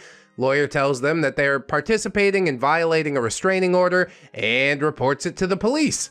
As expected, the police do nothing because the investigators did not make contact with me. Lawyer is still taking care of it, or attempting to take care of it, I guess. Them polices, they don't give a damn. They're like, I don't know, what do you want me to do, file a report? Yes, you idiot, that's exactly what I want. I feel violated in every way possible. I don't feel safe in my home, and I don't feel safe in public. I was willing to stay and remodel the house, but this is some next level BS. She's trying to run you out of town, that's what's happening. I don't know if I'm truly okay with being so geographically close to my husband's completely batshit family. I mean, there is an easy solution for that. Divorce. My daughter stopped playing club soccer because of bullying. A bunch of Magda's friends volunteer for the club, and their granddaughters have shut my daughter out socially. Magda's #1 golden grandson teenage sister-in-law also pays for the soccer club, and has gleefully led the campaign to shut out my daughter. I mean, surely there's a solution for that too. She starts practicing at Crosstown Soccer Club, and then comes back and kicks the shit out of all the people that were bullying her. That sounds like justice in the making. What hurt her the most was when they called her a race traitor when they heard her speaking Spanish. No es bueno. They sent her some really messed up stuff via Snapchat. I am so upset for her because she has a very promising soccer career ahead of her. She was being scouted, and I worry that she won't have the same exposure if she's just playing for her school. Yeah, that's why you go join the Crosstown thing, right? I don't know how much female soccer players get paid if they go pro, but there's big money in sports. It's definitely better than flipping burgers. And she seems to enjoy it. So yeah, it's just a matter of working your way around this petty crap. In other news, my brother-in-laws and Magda are suing us. Dear husband's handling those details.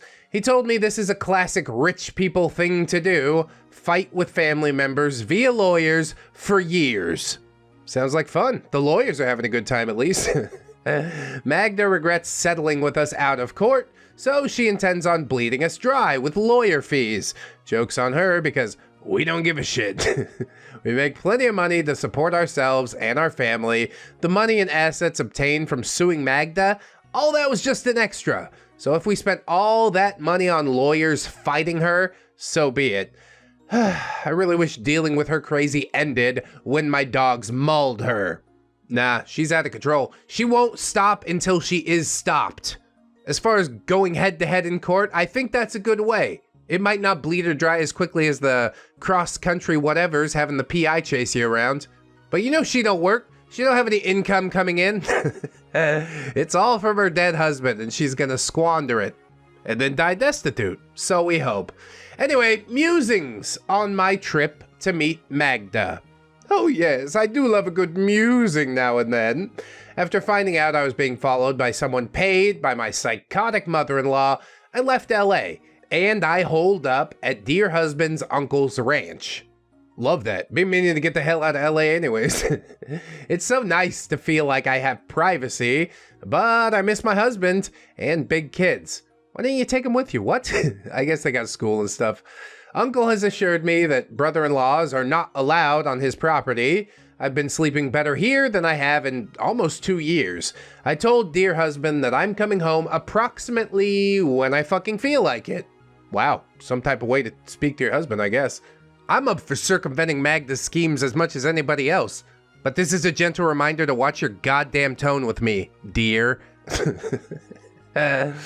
Even though I grew up poor, I went to a very expensive private school on scholarship.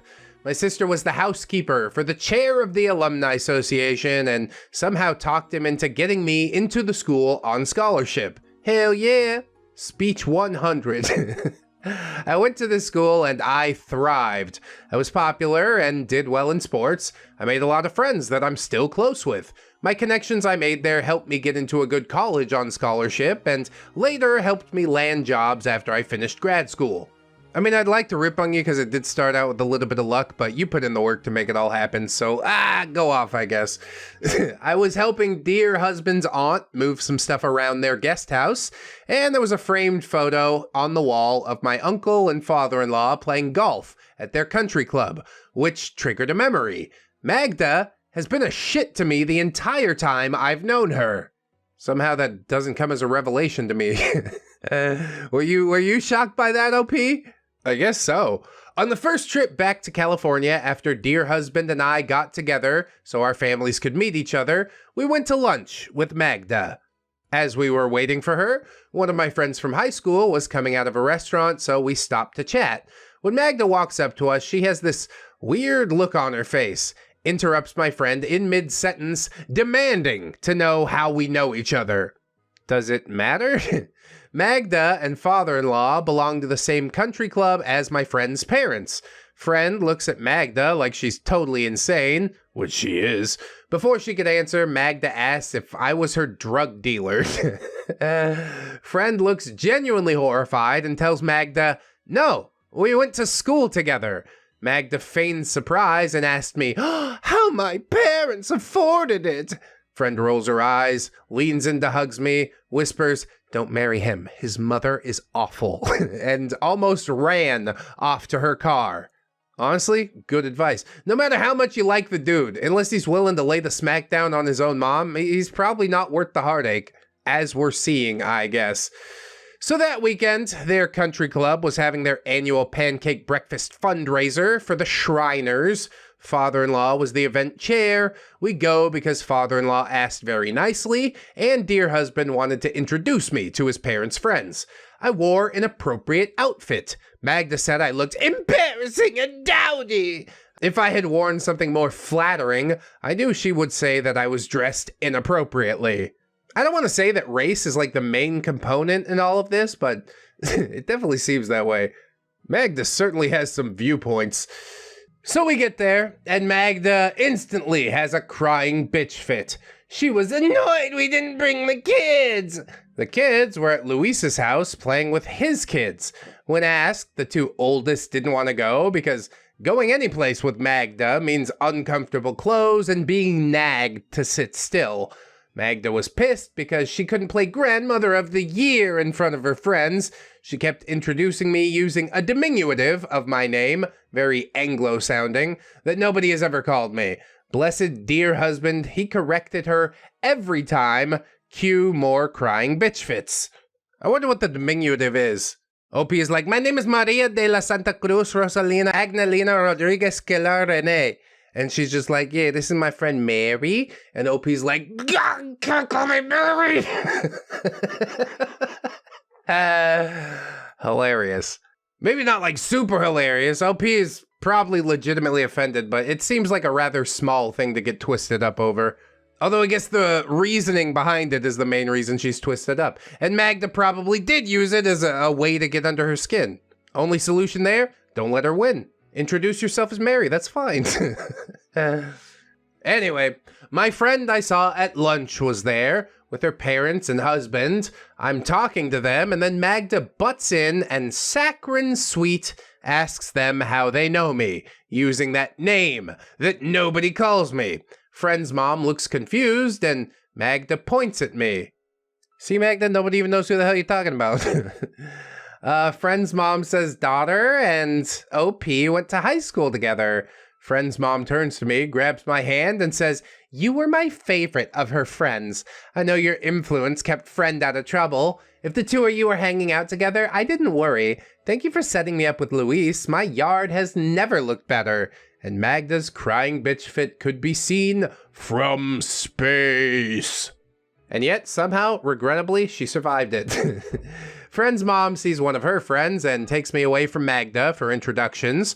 The more people that friend's mom introduced me to, the more angry Magda looks. Good, keep doing it. Maybe your face will stay that way. Nobody will know the difference. Friend's mom introduces me to a very well-known Mexican soap opera actor, and I see Magda making a beeline to dear husband out of the corner of my eye, and she's looking at me while pointing her finger into his face. Oh, Lord, you gonna let your mother talk to you like that? You're a grown man. You better grab your balls right now, son. Find them real quick. How did these get up here? As soon as I'm alone, Magda grabs my arm and pulls me to a quiet corner. "Know your place," she hissed. "You're just a temporary comfort. People like us are on another level from people like you. You might have conned your way into that private high school, but I will never let you into this family." She squeezed my arm so tightly that it left a bruise. Is this really how rich people shit goes? I really have no idea. I'm completely removed from all of this. I'll tell you this much, I totally believe it happened. As soon as we're in the car on the way home, dear husband told me that Magda isn't comfortable with how I was all over that Mexican soap opera star in front of her friends. She told me that it wasn't a good idea to let the kids meet me so soon. If we got married, I wouldn't love him like late wife did. Late wife was an asshole of epic proportions, but she was also Magda's doormat.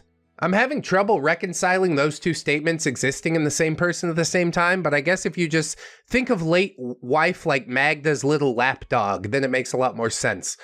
And of course, all of that reminded ROP that a few days later, we had a family dinner with Magda, father-in-law, dear husband's siblings, and families. I can't remember what we talked about, but it was all just a series of little jabs at me. Come on, everybody's in on it? You might be being a little bit oversensitive. I'm going to need some examples before I can give a proper diagnosis here. I went outside to get some fresh air. Magda's cook comes outside. She still works for Magda, by the way. With a low, quiet voice, in Spanish, she asks if I love dear husband.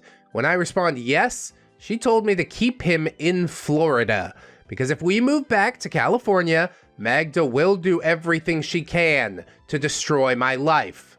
And she wasn't lying neither. She then told me that Magda ordered her housekeeper to remove all the valuable things from downstairs because she was worried that I would steal from her. She said she could tell I was a good mother to dear husband's children, and she could see I was a kind and patient person by the way I responded when Magda repeatedly insulted me. Oh yeah, well if her cook signed off, then you're in like Flint. It was a good pro tip though. Why would you ever move to California? Why? If she said the reason, I forgot it. But yeah, no matter what the reason was, you knew that this was going to end in disaster, didn't you? After this trip, Magda decided that I was an uneducated illegal immigrant out for dear husband's money. It pisses me off all over again that his brothers just seem to go with it. Yeah, nobody seems to want to fight Magda, lest you become the next target of her ire. But I guess going with it is a little bit different than like dogpiling on. I don't know, maybe give him some credit for that, I guess. OP says, I'm thankful to Magda's domestic staff, who have always been decent, hardworking people, taking pity on me. It feels weird to be that person. I've been with dear husband for over a decade, and her lifestyle is still totally foreign. I still feel like I'm pretending when we go do rich people stuff with his family, like sitting in the first section at Laker games or attending museum fundraisers. I hope they all fuck off and get incurable skin fold fungal infections. Well, if that's the case, darling, I'll just take you to see my dermatologist. We'll have that cleared up in a hurry. I would love to do some rich people stuff. But I think having a bit of imposter syndrome is much better than sitting there and being like, I deserve this. I'm better than all of these other people. Which is basically exactly how Magda and possibly dear husband's brothers feel about all this. Interesting indeed. Still just a lot to unpack. We'll move on into the next post. Magda tries to buy our family photos. Classy. I've been using the same photographer for family photos for years. He's the younger brother of the other scholarship kid at our fancy private high school. He's fairly successful now, and easy to find on the internet. We've worked on many projects together over the years and are Facebook friends. He is definitely aware of the Magda-related drama. Well, good on you for supporting his small business, OP. You can order prints from my photographer's website using an access code. Magda, years ago, had the code because she paid for our wedding photos. A few days ago, she logs in and places a huge order of photos. Specifically, none of the photos with me in them. She ordered nearly 100 prints of my daughter's quinceañera, which is a sweet 15 party, and the family photos we took for this year's Christmas card. See, look at this idiot that doesn't know how to spend her money. What are you doing, Magda? I don't know, man. You've been seeming sus lately. She's plotting a plan, but I guarantee you it's stupid and stilted and probably horrible too. Thankfully, one of his office people called to confirm the address for the photos and offered to personally deliver them because shipping would get expensive for the larger prints. Magda had ordered a poster-sized print of my youngest big kid on the dance floor with the baby. My stomach absolutely turned. I explained that my mother-in-law was a psycho and needed to have her access revoked. In the spirit of just no mill, I instructed the lovely admin to refund her money and send an equal amount of prints of me. It was expensive, but it felt so good, so worth it. I wonder how she felt when she got the poster-sized print of a particularly unflattering photo of both of us taken at my wedding. I do love that. She just threw it away, but the look on her face was probably super priceless. I'm surprised you didn't use Magda's money to fund it, but yeah, that's bad money. There's many strings attached to it. Much better to just shell out of your own pocket, I guess. So Magda receives the photos and sends brother-in-law 3 to confront dear husband. Brother-in-law 3 comes to our house while dear husband and Luis are working on the front yard. They start arguing and dear husband tells him that he's going to call the cops. The sole reason I'm posting this is because Luis got brother-in-law 3 with the garden hose. Please get off my property! He's just always got that hose in his hand. I don't know what the hell the deal is. Just like with Magda, Luis hosed brother-in-law 3 to his SUV and got a ton of water in the interior. I wasn't able to witness it in person, but it was caught on our security cameras. Oh, that's one to save for the archives for sure. Brother-in-law 3 and dear husband are arguing, waving their arms around, and Luis comes around the corner and BAM! Full-on soaking with the sprayer. We have a long driveway, so having the hose on full blast for 80 feet feels like an eternity. Did he run? Most people would probably run. Maybe he's trying to maintain some form of dignity because he's a rich, stick-up-his-ass kind of guy. He's just like, I'll speed walk away from this. No, my phone's not waterproof, but I'll buy a new one. Hope he says, I'm getting better at dealing with this BS. I decided to come back home because I missed my family. We're fixing the house up and moving to Northern California. I decided to resign from my job and focus on more freelance work. Hell yeah, dude. There's something to be said for being a digital nomad, you know? And there's something even more to be said for getting the hell away from Magda. Part 3 of 3. The final Magda post is on the horizon. So let's slap a bow on this turd and call it done. Magda thinks my art is tacky. Oh, Magda, the fact that you still think your opinion matters to me at all is adorable. How do you know what's good for me? That's my opinion! Mulling over this memory, I'm mad at myself for just taking it. I always just took it. I wanted to be a good daughter-in-law. My mom is a great mother-in-law and has a close, mutually respectful relationship with her daughters-in-laws. Ziz. I thought there was something wrong with me because Magda was so terrible. Yeah, don't bother internalizing that. Just look at it objectively. You'll be like, oh, she treats everybody who isn't a rich white person exactly like this. I guess I won't take it too personal. OP says, even when my mother and sisters and sister-in-laws tried to convince me that it wasn't me, I still thought it was me. Yeah, that's when we start doing a little bit of soul searching. Truth is out there, you can find it! I know it!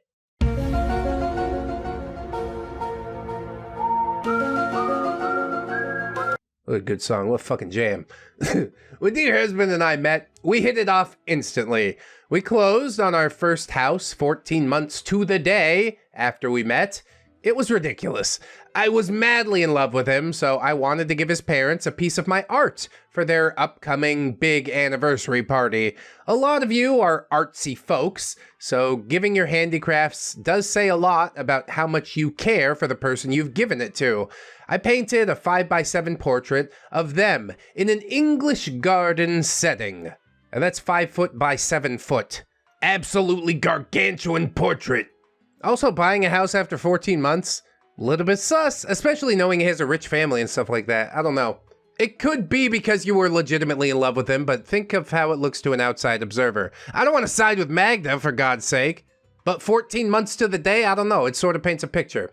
Anyway, the idea of a large, formal portrait of Magda and father-in-law in oil paints was very positively received by dear husband and the brother-in-laws.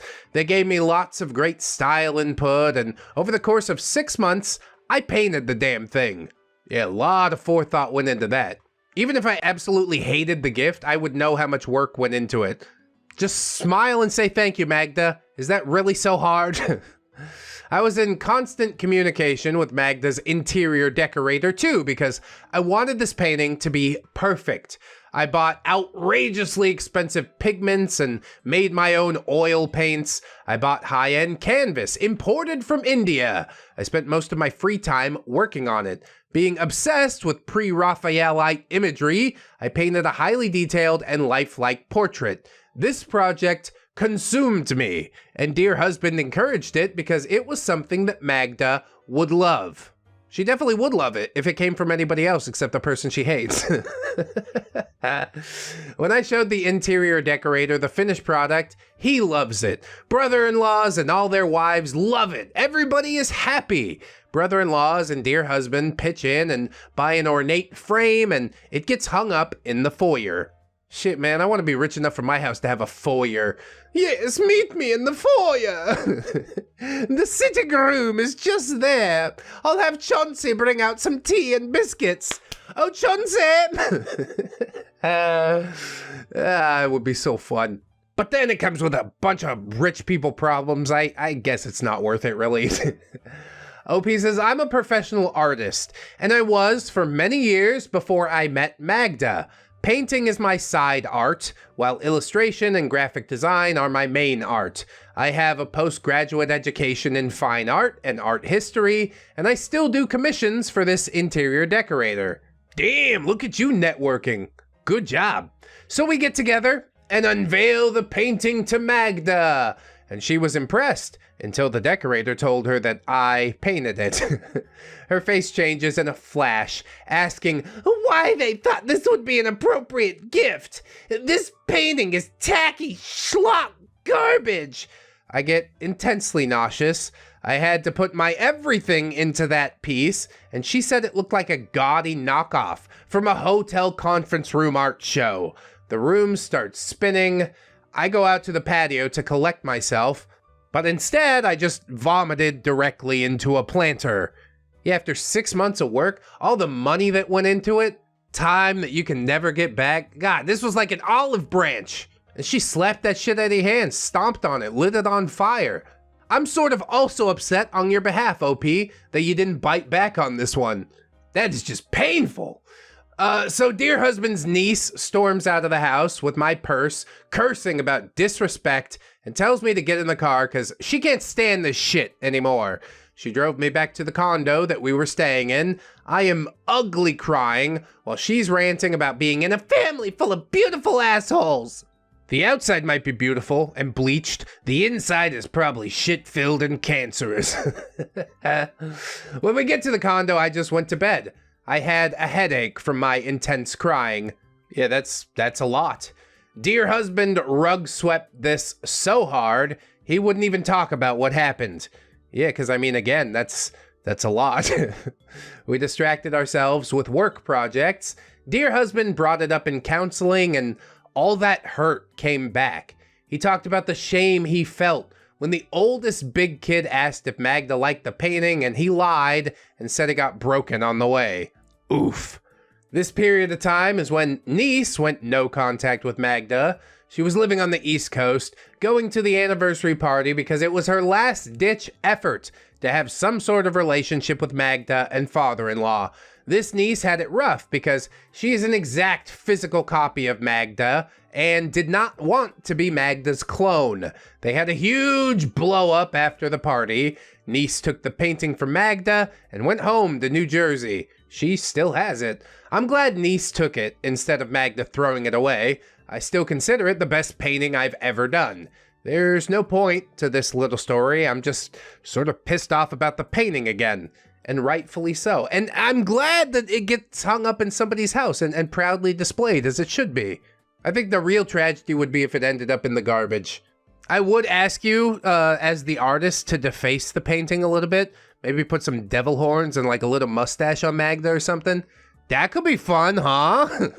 Then we get a laugh every time we look at it. Anyway, Magda demands time with my baby. No, you don't get to make any demands here, Magda. Magda sent us an email with several of Instagrammed photos from the kid's account attached. Magda would like to meet her grandchild for 10 minutes while supervised by a third party of my choosing. Magda is the baby's grandmother, so it's cruel to deprive her of this relationship. Contact information was provided. I forwarded the letter to our lawyer. Don't stop believing, Magda. Yeah, no contact means no contact at all, ever. In perpetuity, moving forward. And then there's like a few months span of no post, but then OP comes back on April 22nd. You remember what happened on April 20th, don't you? We discussed it in a previous post. OP will remind you though. She says, this is my stream of consciousness because I can't talk to people in my real life because they just don't fucking get it. I mean, I think they get it on some level. It's just sort of a hard thing to respond to in real life, in the moment. Let's just all demonstrate a bit more understanding, I guess is what I'm saying. OP says, 420 is hard for me. I'm a California pothead. The worst day of my life happened to fall on 420. I was in a car accident that killed my fiance and unborn daughter of 32 weeks. The guy who hit us didn't end up doing any jail time because life is grossly unjust. I'm just a ball of emotions right now. I think we all have those days, and it's all right. You just acknowledge it, and you take it a little bit slower than usual. If you go through my posting history, you can follow her total meltdown, Magda being her in this case. Even though everyone says I've been a total badass, I feel like I've been a spineless coward for letting her microaggress for so long. The postpartum depression struggle is frickin' real. I wanted a baby for so long, and when I got pregnant, I was so happy until Magda tried to take over. When I wouldn't let her take over, she flips out and ruins my goddamn life. You have to understand, OP, she's rich. She doesn't know what it's like not to take other people's things. I don't know if she even realizes it's wrong. It's a joke. It's a joke. My side of the family is really pissed at me because my psycho, rich as hell mother-in-law has turned her harassment to my family members. My parents and siblings are understanding, but extended family, not so much. Me and my family, me, husband, kids, are not welcome at a lot of family functions because of what Magda has done. Do you really have to harass the extended family? That's the lengths that we're going to. I guess it is. OP says, I know she is behind an ICE raid at the body shop that my cousin works at. My cousin, his brother-in-law, and a couple of other guys were arrested and are being held in a detention center. They are undocumented, so they will be deported. One of his coworkers is from Honduras. He'll likely be murdered when he gets back. I don't really agree with undocumented. How about we say it's illegal? They were here illegally, and now they're no longer here. You can come back. Just do it legally. And to be completely fair and impartial, We don't even know for sure if Magda was behind it. She's like, all the bad things that have gone on in my life, it's probably Magda's fault. You're ascribing to her some power, like mystical power. Whatever. I hope Honduras guy doesn't get murdered. I hope you're all able to come back through legal channels, okay? Okay. My sister's an ICU nurse in a major hospital. A flurry of detailed, serious allegations got my sister put on a 6-month administrative leave. On the outside, paid leave doesn't seem so bad, but not knowing if you're getting fired the next day with a permanent stain on your career is terrifying. What are the allegations? Why are we so vague with everything? There's still something really hinky about this. The health department and the organized crime sheriff team raided my brother's tattoo shop. They destroyed thousands of dollars of equipment and supplies. One of his employees was detained because he shared a really common name and birth date and was similarly sized to a man wanted for diddling a toddler. Holy what?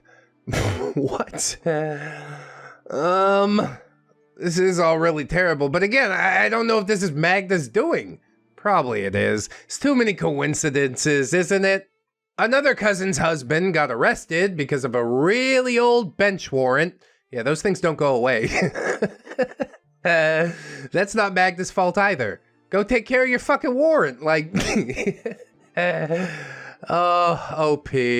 I'd like to root for you, you know? I can definitely get behind the outrage that the sheriff came and destroyed thousands of dollars worth of equipment. But we're really gonna get upset and make the argument that Magda caused the diddling a toddler guy getting arrested and the bench warrant guy getting arrested? Come on. The tattoo he was getting when the raid happened got infected with MRSA while he was in jail and he almost died. Does Magda have secret control over Staphylococcus?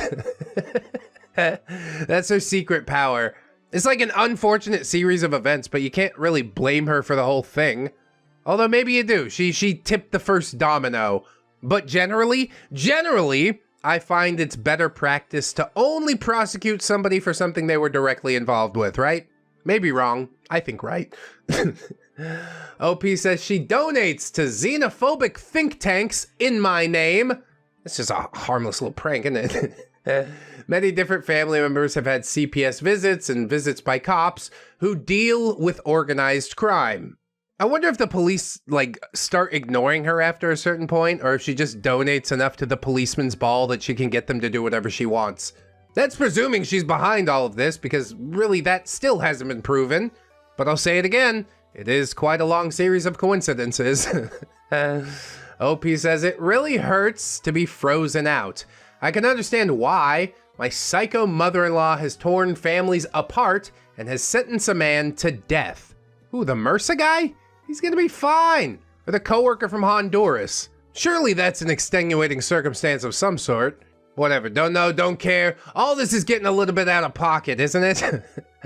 OP says, I don't know what to do. I love my family, but I really miss my departed fiance.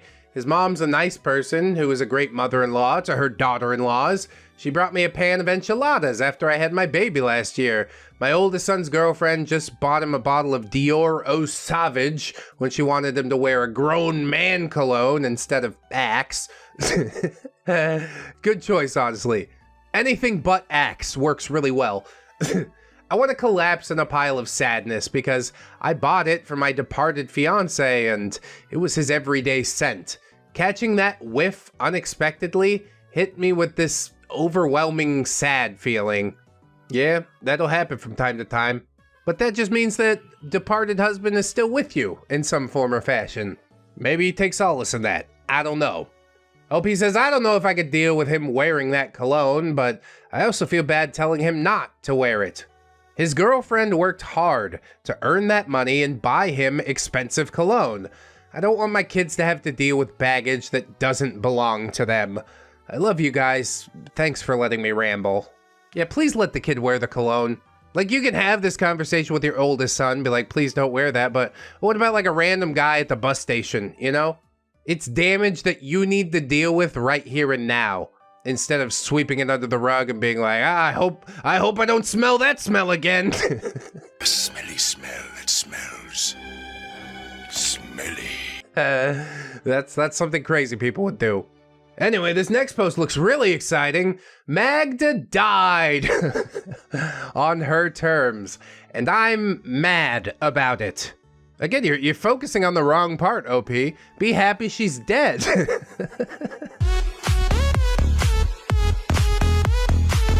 Yeah, that's pretty much it.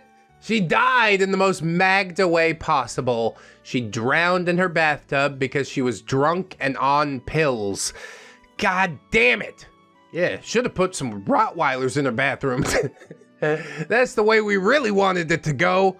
With fear and terror and teeth and blood. But I don't know. Opiates and alcohol, you kind of knew that would happen. It's a rich people way to go, isn't it? Or a really, really poor people way to go. Whatever. Husband told me that her favorite thing to do when he was a kid was to have a temper tantrum and then hole up in the bathroom for hours, popping pills, smoking cigarettes, and drinking champagne. She would cry while cursing father-in-law and throwing things at the domestic staff. This happens a couple of times per month. It's shocking to me that father-in-law put up with this at all. I'd be like, you can take half in the divorce, but you need to get the fuck out of here. I'm not living like this. OP says, we were informed this morning. It's nice to live in the country now. Husband was on a long hike around our property because he wanted to be alone. He looked offended when I chuckled nervously when he said, I need time to be alone, but not suicidal. Yeah, that's really reassuring. The brother-in-laws want to have a family meeting, and husband refuses. All of the adult grandchildren, except the golden, made it clear that they would not even attend her funeral service. They are also collectively non-contact with their parents. At this point, all of us lurk here and r/raised by narcissists, so we're about the mutually loving and respectful family relationships. This is great. Magda's dead, and we're non-contact with all the shitty people. Husband's family, outside of his parents and siblings, are nice people, and I really enjoy spending time with them. Outside of his parents and siblings, so like the super extended family. The ones who were raised the next state over instead of directly next to the toxic waste dump that is Magda. Makes sense to me. The kids all seem unbothered right now. When we broke the news, the first thing out of my oldest was, are we required to attend the funeral? None of them wanted to go, so there's that. School just started and they're all busy. I shouldn't rejoice for someone dying, but I can't lie, I am delighted. See, there you go. Some good stuff came out of that death. I doubt OP's in the will, but maybe husband got some free stuff, huh? And yeah, I suppose not having to deal with Magda anymore is the greatest gift of all. But there is one final post to get into, and that is Magda manages to harass from beyond the grave. Ooh, spooky. Hey, everybody, Grandma's here. Hey, Grandma, Grandma. Ah! The holidays are over. We've gone back to our house in the mountains. Things are settling down. We've been home one day when it comes. A full truckload from a 28-foot box truck of Magda's shit with a 5-page, double-sided, rambling letter of nonsense. It's her clothes, shoes, jewelry, scarves, gowns, everything. Bro, just take it to the Goodwill. This isn't the type of free stuff I wanted. Where's the money, Lebowski? Give me cash money. Put it in my hand right now. That's what I want. Of course Magda sends me a truckload of clothes that don't fit me. Of course she rambles for 5 pages of double-sided, single-spaced, tiny font bullshit.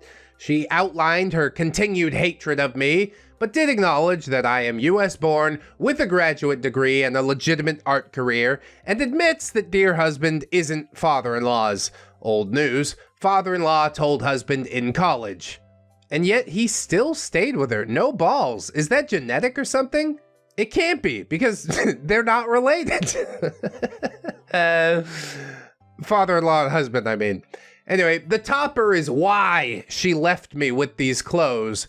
Her daughter-in-laws wanted these clothes, but they didn't do enough for Magda in her declining age.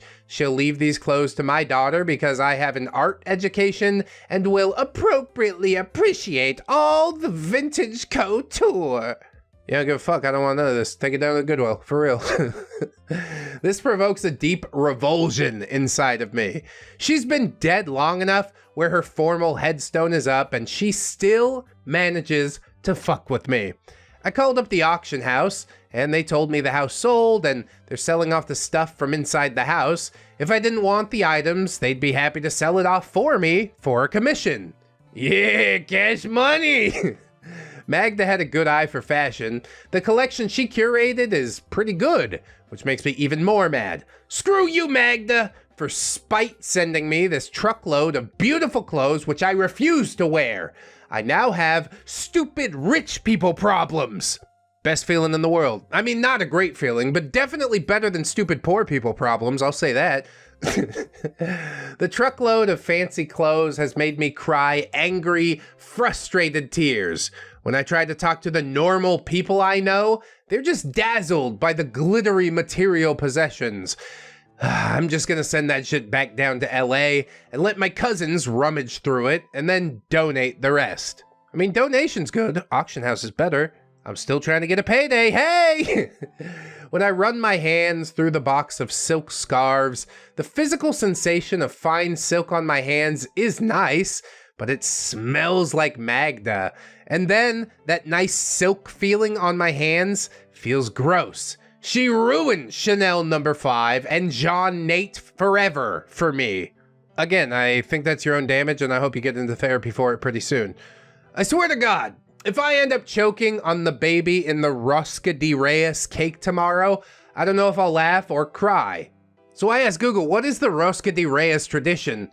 Google says, inside one of the slices of this circular loaf of bread is a bite-sized plastic toy baby meant to represent Jesus. The person who gets the slice with the inedible toy will owe his family or friends a tamale party on Dia de los Candelaria, which lands on February 2nd. Whatever, frozen store-bought tamales for everybody. I don't give a fuck. Try me next year. OP says, I'm gonna try and finish my frustration crying now while I'm in my truck at the bottom of the driveway. I use these posts as a vent. When I feel my resolve start to waver, I reread my posts and then remember why things are the way that they are. I'm just emotionally rambling, but you all have been great emotional support. Edit, I know I could donate and blah blah blah. My frustration is that it's just another Magda thing I have to deal with. I have to take the time to call the auction house and coordinate shipping and spend brain power on her crap. It just pisses me off because I want to be done with her. And so, she was. As of this writing, OP has not posted about Magda since 2018.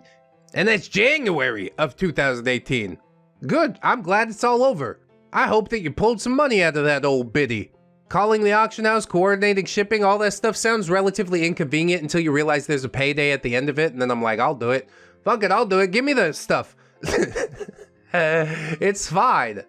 So what happens to the terrible family now? Do they all just like break up and go their separate ways? Dust in the wind? I guess so. Magda was the matriarch holding them all together. Now they're all off to make their own decisions and probably destroy their children's lives. All in the name of keeping safe a fortune that you can't even take with you. It's sort of poetic in a way, if you really stop to think about it. Really great series of posts. This will be the first Entitled Parents saga on the channel, so I hope you guys will like, comment, and or subscribe if you did enjoy it. If you'd like to see some more things similar to this. Definitely a different type of cringe. But it was a fun ride with a satisfying resolution, and I think that's all we could ask for most days. On the end card, I'm gonna link y'all to some Chris Trucker, because, yeah, classic saga as well. The deepest type of cringe. If you haven't seen it, or would like to give it another ride, I know you'll enjoy it. Lastly, I just want to say thanks for being here with me today, friends. Always remember that you are loved, you are worthy, you definitely deserve it, and I shall see you in the next one. So until then, bye-bye. Go ahead, cut them open. It's gonna be fine. It's gonna be fine.